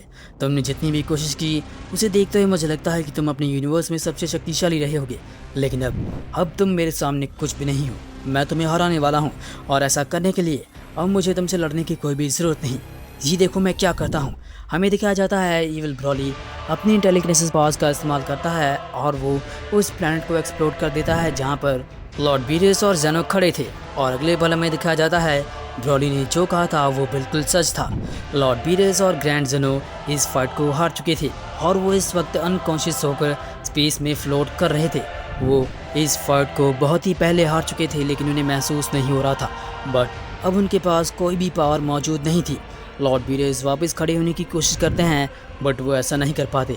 वही जेनो की हालत काफ़ी ख़राब थी क्योंकि वो अपनी सबसे शक्तिशाली फॉर्म में थे, लेकिन उन्होंने सारी ऊर्जा खो दी थी। इसी वजह से उनकी बॉडी अब वापस बैक फॉर्म में जा रही थी। और ब्रॉली यही नहीं रुकता, ब्रॉली आगे बढ़ता है और वो अगेन मल्टीपल टैग्स लगातार बीरेस और लॉर्ड जेनो के ऊपर कर रहा था। लेकिन तभी हम देखते हैं ब्रॉली रुकता है और वो बोलता है बस बहुत हुआ, अब मैं इस पूरे यूनिवर्स को रेस करने वाला हूँ और ऐसा करने के लिए मुझे सिर्फ अपने एक हाथ की ज़रूरत है। और ब्रॉली इतना कहते हुए अपने एक हाथ में एक बहुत ही पावरफुल अटैक को प्रिपेयर करता है। लेकिन इससे पहले कि ब्रॉली उस अटैक को करता वो महसूस करता है कि यहाँ पर एक पोर्टल ओपन हो रहा है और ब्रॉली समझ चुका था ये और कोई नहीं बल्कि गोकू वहाँ पर आ रहा है। लॉर्ड बीरेस ने भी फील कर लिया था। बीरेस बोलते हैं ये गोकू ही हो सकता है, गोकू को आना होगा, मुझे लगता है कि वो अभी भी जिंदा है, वो इस ब्रॉली का सामना कर सकता है। जेनो की उम्मीद भी काफ़ी बढ़ जाती है जब उसे मालूम होता है कि कोई भी यहाँ पर टेलीपोर्ट होने वाला है और उसे भी यकीन था ये गोकू है। और अगले पल सीन चेंज होता है और हमें दिखाया जाता है ये गोकू ही था। गोकू इस वक्त अपनी मास्टर अल्ट्रा इंस्टिंक्ट में था और वो फाइनली एंजल वर्ल्ड से बाहर आ चुका था। गोकू अकेला नहीं था, हालांकि गोकू ने ब्रॉली को देख लिया था और वो लड़ने के लिए बिल्कुल तैयार था। गोकू के साथ गार्डियन एंजल भी यहाँ पर आ चुका था। वीस बिना देरी किए सब कुछ समझा देता है गोकू को कि ब्रॉली एक सेन था जो कि तुम्हें खत्म करना चाहता था, लेकिन इसकी बॉडी के ऊपर लॉर्ड एम्बरथॉर्न ने कब्जा कर लिया है। अब वो एक ईवल सेन बन चुका है, यानी कहूँ एक ईवल बीइंग, लेकिन वो काफ़ी शक्तिशाली है। और अगले पल में हमें दिखाया जाता है गार्डियन एंजल भी वहाँ पर पहुँच चुके थे और वो चिल्लाता है रुक जाओ, तुम यहाँ से कहीं भी नहीं भाग सकते, तुम इस कॉस्मोस को रूल नहीं कर सकते, तुम्हारी असली जगह वो नर्क है जहाँ से तुम भाग कर आए हो, हम तुम्हें हरा देंगे, हमारी बात मानो और इसकी ये बॉडी छोड़ दो और हमारे साथ चलो। लेकिन ईविल ब्रॉली गोकू और गार्डियन एंजल को देखने के बाद काफ़ी खुश था और वो बोलता है अब इस फाइट में मुझे और भी ज़्यादा मज़ा आएगा। मुझे लगा था लॉर्ड बीरेस और जेनो को हराने के बाद यहाँ पर कोई भी दुश्मन मौजूद नहीं, लेकिन गोकू तुम दोबारा मेरे सामने आ चुके हो और ये काफ़ी मज़ेदार होगा एक बार फिर से तुम्हारा सामना करना। गार्डियन एंजल मैं तुम दोनों को हराऊंगा, इस बार मैं तुम्हें कोई दूसरा मौका नहीं दूंगा जैसा कि मैंने पहली बार किया था। ये कहते ही ईविल ब्रॉली धीरे धीरे आगे बढ़ता है और वो सीधा ही गोकू और गार्डियन एंजल की तरफ बढ़ रहा था। लॉर्ड बीरेस और लॉर्ड जेनो इस फाइट को पहले ही हार चुके थे। गार्डियन एंजल भी आगे बढ़ता है और वो बोलता है हम भी अब तुम्हें दोबारा कोई मौका नहीं देंगे, ये हमारी आखिरी फाइट होने वाली है, या तो इस फाइट में तुम जीतोगे या इस फाइट में हम जीतेंगे, बट ये तो तय है कि ये हमारी एक आखिरी लड़ाई है। इसके बाद भी अगर तुमने हमें हरा दिया तो एंजल वर्ल्ड में ऐसे और भी सारे एंजल्स मौजूद हैं जो हमेशा ही तुम्हारे रास्ते के सामने आएंगे। लेकिन गोकू कुछ और सोच रहा था। गोकू भी आगे बढ़ता है और वो बोलता है तुम एक सेन हो, मैं जानता हूँ सेन इतने कमज़ोर नहीं होते, वो तुम्हारी बॉडी में घुस चुका है। ब्रॉली अगर तुम कोशिश करो तो तुम वापस अपनी बॉडी के ऊपर अपना कंट्रोल हासिल कर सकते हो, अगर तुम ऐसा करते हो तो हमें लड़ने की कोई भी ज़रूरत नहीं। मैं जानता हूँ सेंस कभी भी कमज़ोर नहीं होते। मैं और वेजिटा भी नहीं थे, तुम भी नहीं हो। तुम मेरी बात को समझ रहे हो ना ब्रॉली? लेकिन तभी यहाँ पर एक बहुत बड़ा सीक्रेट रिवील होता है। दरअसल लॉर्ड एम्बर थॉर्न ने ब्रॉली की बॉडी के ऊपर अपना कंट्रोल हासिल नहीं किया था। जब वो ब्रॉली की बॉडी में घुसा था तो ब्रॉली ने खुद उसको ही अपने कंट्रोल में कर लिया था और उसकी पावर्स का इस्तेमाल कर रहा था। असल में ब्रॉली अपनी बॉडी के अंदर कैद नहीं था, बल्कि लॉर्ड एम्बर थॉर्न ही ब्रॉली की बॉडी में कैद हो चुका था और ब्रॉली उसकी पावर्स का इस्तेमाल कर रहा था। जब ब्रॉली ये गोकू को बताता है तो गोकू समझ चुका था कि अब वो कुछ भी नहीं कर सकता। ये ब्रॉली की ही मर्जी है और ब्रॉली अपनी मर्जी से ही उनसे फाइट कर रहा है। और जैसे ये बात गार्डियन एंजल समझता है वो और भी ज़्यादा डर जाता है और बोलता है ये काफ़ी हैरान करने वाली बात है। मुझे तो लगा कि ये लॉर्ड एम्बर थॉर्न है, लेकिन उससे भी कई गुना ज़्यादा शक्तिशाली बीइंग तो ये ब्रॉली है। इसका मतलब हम एक सेन का सामना कर रहे हैं जिसके पास अब लॉर्ड एम्बर थॉर्न की पावर्स हैं। ये काफ़ी मुश्किल हो चुका है गोकू, क्योंकि ये तुम्हारी सारी टेक्निक के बारे में सब कुछ पहले से ही जानता है। अब हमें कुछ और करना होगा। ब्रॉली उनकी तरफ देख के लगातार मुस्कुरा रहा था और फाइनली गोकू आगे बढ़ता है। गोकू अपना पहला पंच ही सीधा ब्रॉली के फेस के ऊपर जाकर लैंड करता है। वहीं पे गार्डियन एंजल भी पीछे नहीं हटता। दोनों एक साथ आगे बढ़ते हैं और अगेन इस स्पेस में एक बहुत बड़ी फाइट शुरू हो चुकी थी, जहां पर गोकू भी फैसला कर चुका था कि अब उसके पास कोई और ऑप्शन मौजूद नहीं है। अपने यूनिवर्स और इस पूरे कॉस्मोस को बचाने के लिए उसे ब्रॉली को इरेज करना ही होगा, यानी कि ब्रॉली को हमेशा हमेशा के लिए ख़त्म करना होगा। हालांकि गोकू पहले भी लॉर्ड एम्बर थॉर्न का सामना कर चुका था, बट इस बार ये कुछ डिफरेंट था। इनकी फाइट और भी ज़्यादा नेक्स्ट लेवल पे जा चुकी थी। गार्डियन एंजल और गोकू एक साथ होकर हमले करते हैं, बट उनके हमले ब्रॉली को छू भी नहीं पा रहे थे। ब्रॉली एक साथ ही उन दोनों का सामना कर रहा था। ये मानना काफ़ी मुश्किल था, बट ब्रॉली ने लॉर्ड जेनो और लॉर्ड वीरस को पहले ही हरा दिया था, तो गोकू और गार्डियन एंजल का सामना करना उसके लिए मुश्किल नहीं था, बल्कि अब और भी ज़्यादा आसान हो चुका था। क्योंकि लॉर्ड जेनो से सामना करने के बाद ब्रॉली ने अपने फाइटिंग स्टाइल को काफ़ी इंप्रूव कर लिया था और उसकी पावर्स बेलगातार बढ़ती जा रही थी। वो जितनी फाइट करेगा उसकी पावर्स लगातार उतनी बढ़ेगी। ब्रॉली रेज करता है और वो बोलता है ये ताकत काफ़ी ज़्यादा है और काफ़ी मज़ेदार। इस सिविल बीइंग में काफ़ी सारी ताकत मौजूद है। ये एंजल वर्ल्ड से आया है, मैं जानता हूँ, और शुरुआत से ही मैं इसे कंट्रोल कर रहा था और मैंने ऐसा दर्शाया कि ये मुझे कंट्रोल कर रहा है ताकि तुम मेरे पास पहुँच जाओ गोकू। मैं तुम्हें ख़त्म करने के बाद उस सेन वेजिटा को भी ज़रूर ख़त्म करूँगा, क्योंकि उसके पिता ने हमें मरने के लिए छोड़ दिया था, मुझे और मेरे पिता को एक ऐसे प्लेनेट पे जहाँ पर कोई भी जनता नहीं बचा। ये सुनते ही हमें दिखाया जाता है गार्डियन एंजल समझ चुका था इस सेन की कोई जाती दुश्मन है गोकू और उसके साथी वेजिटा के साथ। इसी वजह से वो इस पूरे कॉस्मोस को डिस्ट्रॉय करना चाहता है और हर एक सेन को। गोकू भी बात समझ चुका था और वो भी आगे बढ़ता है और ब्रॉली को रोकने की अपने भरसक प्रयास करता है, बट ब्रॉली तो अब एक मॉन्स्टर बन चुका था, क्योंकि ब्रॉली अब गोकू की सारी टेक्निक के बारे में जानता था और वो गोकू के फाइटिंग स्टाइल के बारे में सब कुछ जान चुका था। इसी वजह से गोकू से लड़ना अब उसके लिए बच्चों का खेल बन चुका था। उसने बड़ी आसानी से गोकू के सभी हमलों को डॉज कर लिया था और उल्टा गोकू के ऊपर ही हमले किए थे। वहीं गार्डियन एंजल भी आगे बढ़ता है और वो भी लगातार ब्रॉली के ऊपर अपने अटैक्स कर रहा था, बट दोनों अब कुछ भी नहीं कर पा रहे थे। ये फाइट अब और भी बुरी हो रही थी। प्लैनेट लगातार डिस्ट्रॉय हो रहे थे और ऐसा लग रहा था कि कोई भी अब ब्रॉली को हरा ही नहीं पाएगा, क्योंकि जो भी उसके सामने आ रहा था वो उन्हें बहुत ही बुरी तरीके से पीट रहा था। गोकू अब काफ़ी थक चुका था, उसकी एनर्जी लगातार उसका साथ छोड़ रही थी। ऐसा लग रहा था कि एक बार फिर से गोकू की एनर्जी ब्रॉली ने एब्जॉर्ब कर ली है, क्योंकि उसकी बॉडी अजीब से रिएक्शन दे रही थी और गोकू अब एकदम लाचार हो चुका था। गोकू काफ़ी स्लो हो चुका था और वो जितने भी पंचेस ब्रॉली के ऊपर कर रहा था उन पंचेस का कोई भी फ़ायदा नहीं हो रहा था। वो पंचेस ब्रॉली तक पहुंच भी नहीं पा रहे थे। ब्रॉली अपने एक ही हाथ का इस्तेमाल करता है और वो बड़ी आसानी से गोकू के ऊपर उसके ही पंचेस को टार रहा था, यहाँ तक कि ब्रॉली अपनी ऐसी टेक्निक का इस्तेमाल करता है जिसके बारे में गोकू ने आज तक कभी सुना भी नहीं था, क्योंकि ब्रॉली पोर्टल की मदद से अपने पंचेस को गोकू की बॉडी के ऊपर लैंड कर रहा था और गोकू को कुछ भी समझ में नहीं आ रहा था कि वो क्या करे। ब्रॉली मुस्कुराता है और वो बोलता है मुझे लगा तुम मुझे काफ़ी अच्छी चुनौती दोगे, लेकिन तुम पहली बार की तरह और भी ज़्यादा कमज़ोर हो चुके हो गोकू। तुमने कुछ नया नहीं किया और तुम्हें लगता है कि तुम मुझे हरा दोगे, तो ये तुम्हारी गलत फहमी है गोकू। तुम्हारे मरने के बाद तुम्हारा वो परिवार और तुम्हारा साथी सेन वेजिटा, मैं सबको मार दूंगा। मैं किसी को भी जीवित नहीं छोड़ूंगा, हर एक को मिटा दूंगा जब तक ये कॉस्मोस इरेज नहीं हो जाता। हमें दिखाया जाता है ब्रॉली ने अपना फाइनल हमला कर दिया था और इसी अटैक के साथ एक बार फिर से हमें दिखाया जाता है गार्डियन एंजल अपनी सारी पावर्स को खो चुका था, फिर एक बार फिर से ब्रॉली की जाल में फंस चुका था, या फिर कहूँ लॉर्ड एम्बर थॉर्न के हाथों से उसकी सारी ऊर्जा एक बार फिर से लॉर्ड एम्बर थॉर्न या ब्रॉली ने एब्जॉर्ब कर ली थी। वो वापस अनकॉन्शियस होकर स्पेस में फ्लोट कर रहा था और उसे यकीन भी नहीं हो रहा था कि पूरे एंजल वर्ल्ड का गार्डियन होने के बावजूद वो इस ब्रॉली के सामने कुछ भी नहीं कर पाया। एंड वहीं ब्रॉली उसकी पावर्स को चुराने के बाद रेज करता है और वो बोलता है, मैंने तुम्हारी पावर्स को 2 बार चुराया है, अब मेरे रास्ते से हट जाओ। तुम इस फाइट को हार चुके हो, या फिर मैं कहूँ तुम मर चुके हो, क्योंकि तुम्हें अब तीसरा मौका नहीं मिलेगा गार्डियन एंजल। तुम किसी काम के नहीं हो।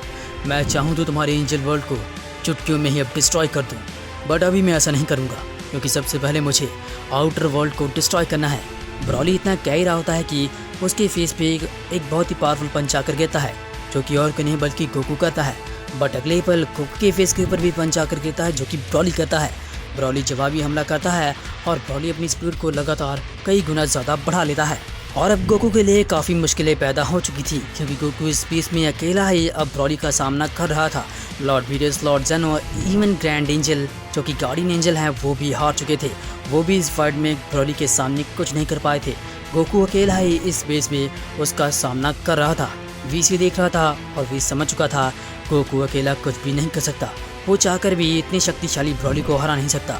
लगातार प्लैनेट डिस्ट्रॉय हो रहे थे और गोकू अब काफ़ी कमज़ोर हो चुका था। फाइनली गोकू भी इस फाइट को हार चुका था। अब ब्रॉली उसके सामने खड़ा था और ब्रॉली एक कदम दूर था गोकू को हमेशा हमेशा के लिए ख़त्म करने के लिए। ब्रॉली चिल्लाता है, तुमने मुझे काफ़ी अच्छी टक्कर दी गोकू, हालांकि तुम उतनी शक्तिशाली नहीं हो जितना मैंने सोचा था, बट फिर भी जितनी भी लड़ाई मैंने तुम्हारे साथ की और तुम्हारे इस फाइटिंग स्टाइल की वजह से इस पूरे कॉस्मोस में अब मुझे कोई भी नहीं हरा सकता। और इसके बाद ही में दिखाया जाता है जब धूल हटती है तो हम देखते हैं गोकू की बॉडी अब काफ़ी जख्मी थी और वो भी अनकॉन्शियस होकर नीचे गिर चुका था प्लेनेट के एक मलबे के ऊपर।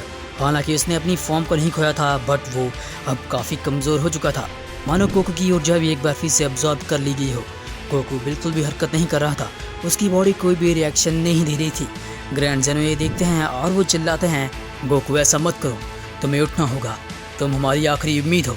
वीरस भी गोकू की तरफ देखते हैं और वो समझ चुके थे कि गोकू इस फाइट को हार चुका है। इसी वजह से उन्होंने अपनी आंखें बंद कर ली थी और अपनी किस्मत को मान लिया था कि वो आज मरने वाले हैं। तभी वीस बड़ी तेज़ी से आगे बढ़ता है और वो गोकू को हील करने की कोशिश करता है और बोलता है, गोकू तुम हार नहीं मान सकते, तुम्हें ये करना होगा।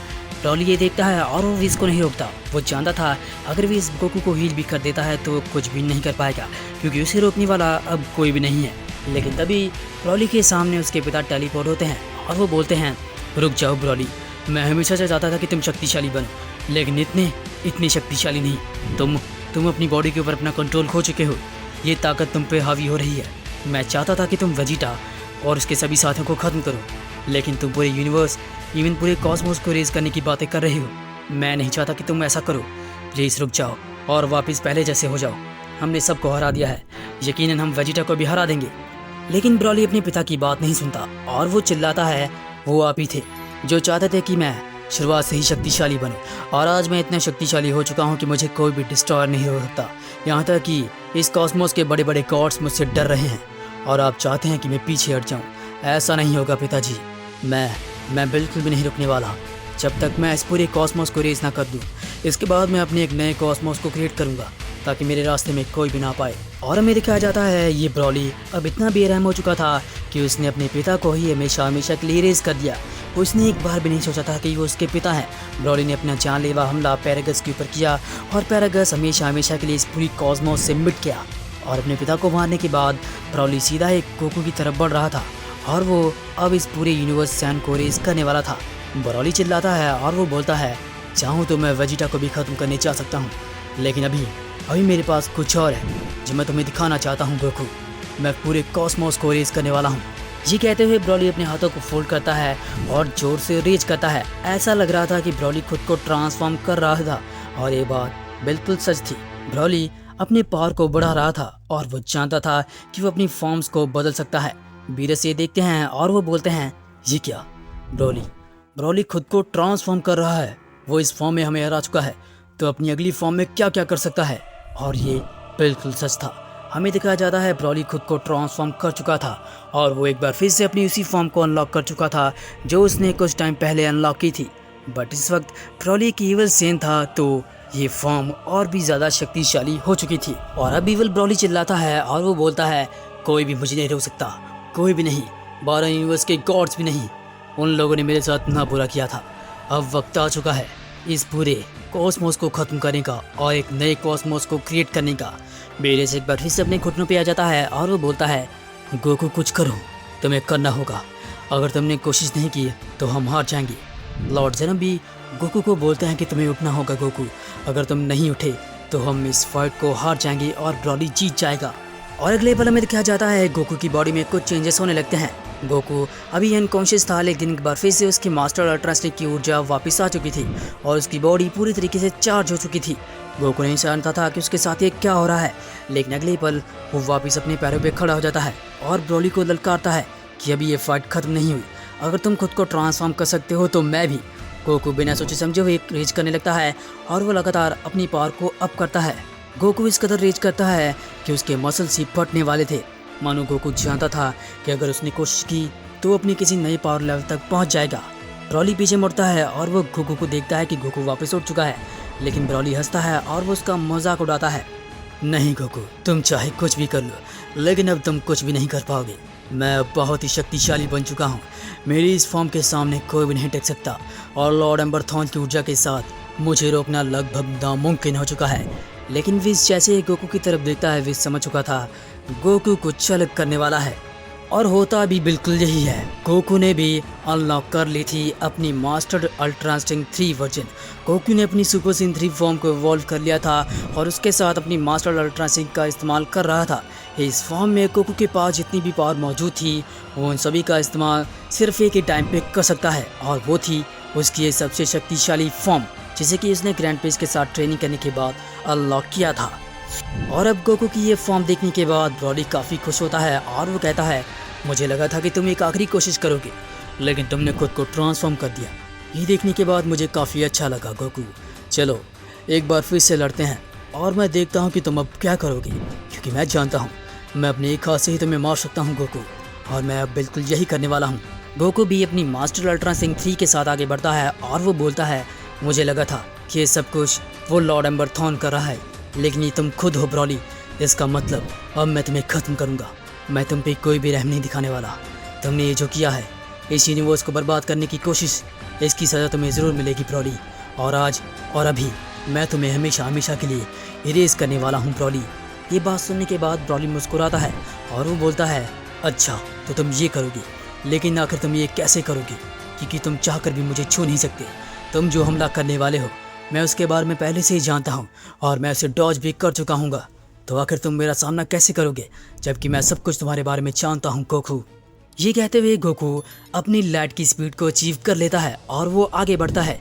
बड़ी तेज़ी के साथ गोकू आगे बढ़ता है और वो इविल ब्रॉली के पेट में अपना पावरफुल पंच घटाता है। इसकी वजह से ब्रॉली काफ़ी दूर जाकर गिरता है, लेकिन वो बड़ी तेज़ी के साथ आगे बढ़ता है और गोकू के ऊपर पंच करने की कोशिश करता है, बट गोकू की स्पीड अब काफ़ी बढ़ चुकी थी।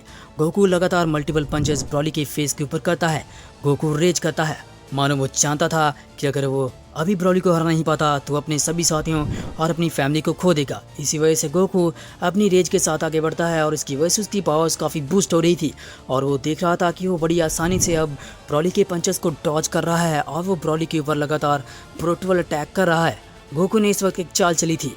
गोकू ग्रैंड बेस्ट और वेजिटा के मूव्स को मिक्स कर एक नया मूव क्रिएट कर रहा था, जिसके बारे में ब्रॉली कुछ भी नहीं जानता था, क्योंकि अभी तक उसने वेजिटा का सामना नहीं किया था।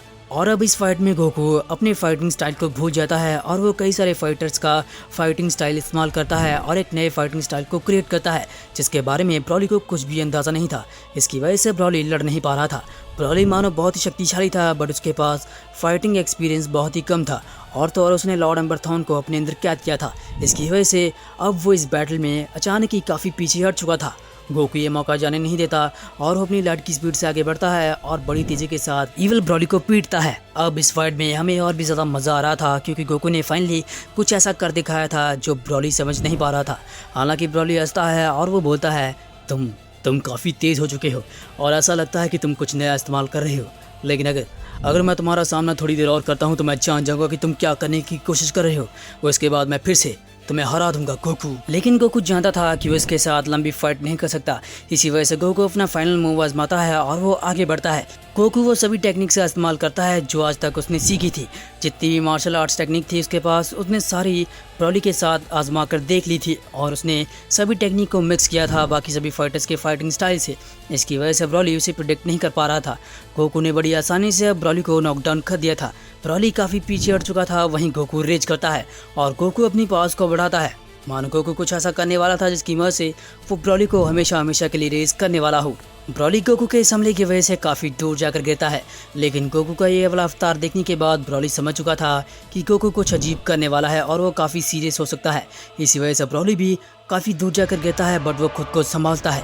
ब्रॉली समझ चुका था कि अब उसे कुछ करना होगा वरना वो गोकू से हार सकता है, क्योंकि गोकू एक बहुत ही पावरफुल अटैक को प्रिपेयर कर रहा था अपने हाथों में। ब्रॉली उस अटैक को ख़त्म करने की कोशिश कर रहा था, बट वो गोकू के पास पहुंच नहीं पा रहा था। गोकू लगातार ब्रॉली को अब बुरी तरीके से पीट रहा था। ब्रॉली काफ़ी दूर जाकर गिरता है। गोकू की बॉडी के अराउंड एक अजीब सा एनर्जी और आ जाता है। दरअसल ये एनर्जी वो थी जो दाइशिंकर ने आखिरी वक्त पे गोकू को दी थी जब गोकू एंजल वर्ल्ड से वापस आ रहा था। गोकू अब उस ऊर्जा का इस्तेमाल कर रहा था, बट गोकू ने पूरी तरह से इस ऊर्जा को अपने मुताबिक मैनिपुलेट कर लिया था। इसी वजह से ब्रॉली की इवन एनर्जी कुछ भी नहीं कर पा रही थी। ब्रॉली लगातार पिट रहा था और अब इस फाइट में ब्रॉली काफ़ी कमज़ोर हो चुका था।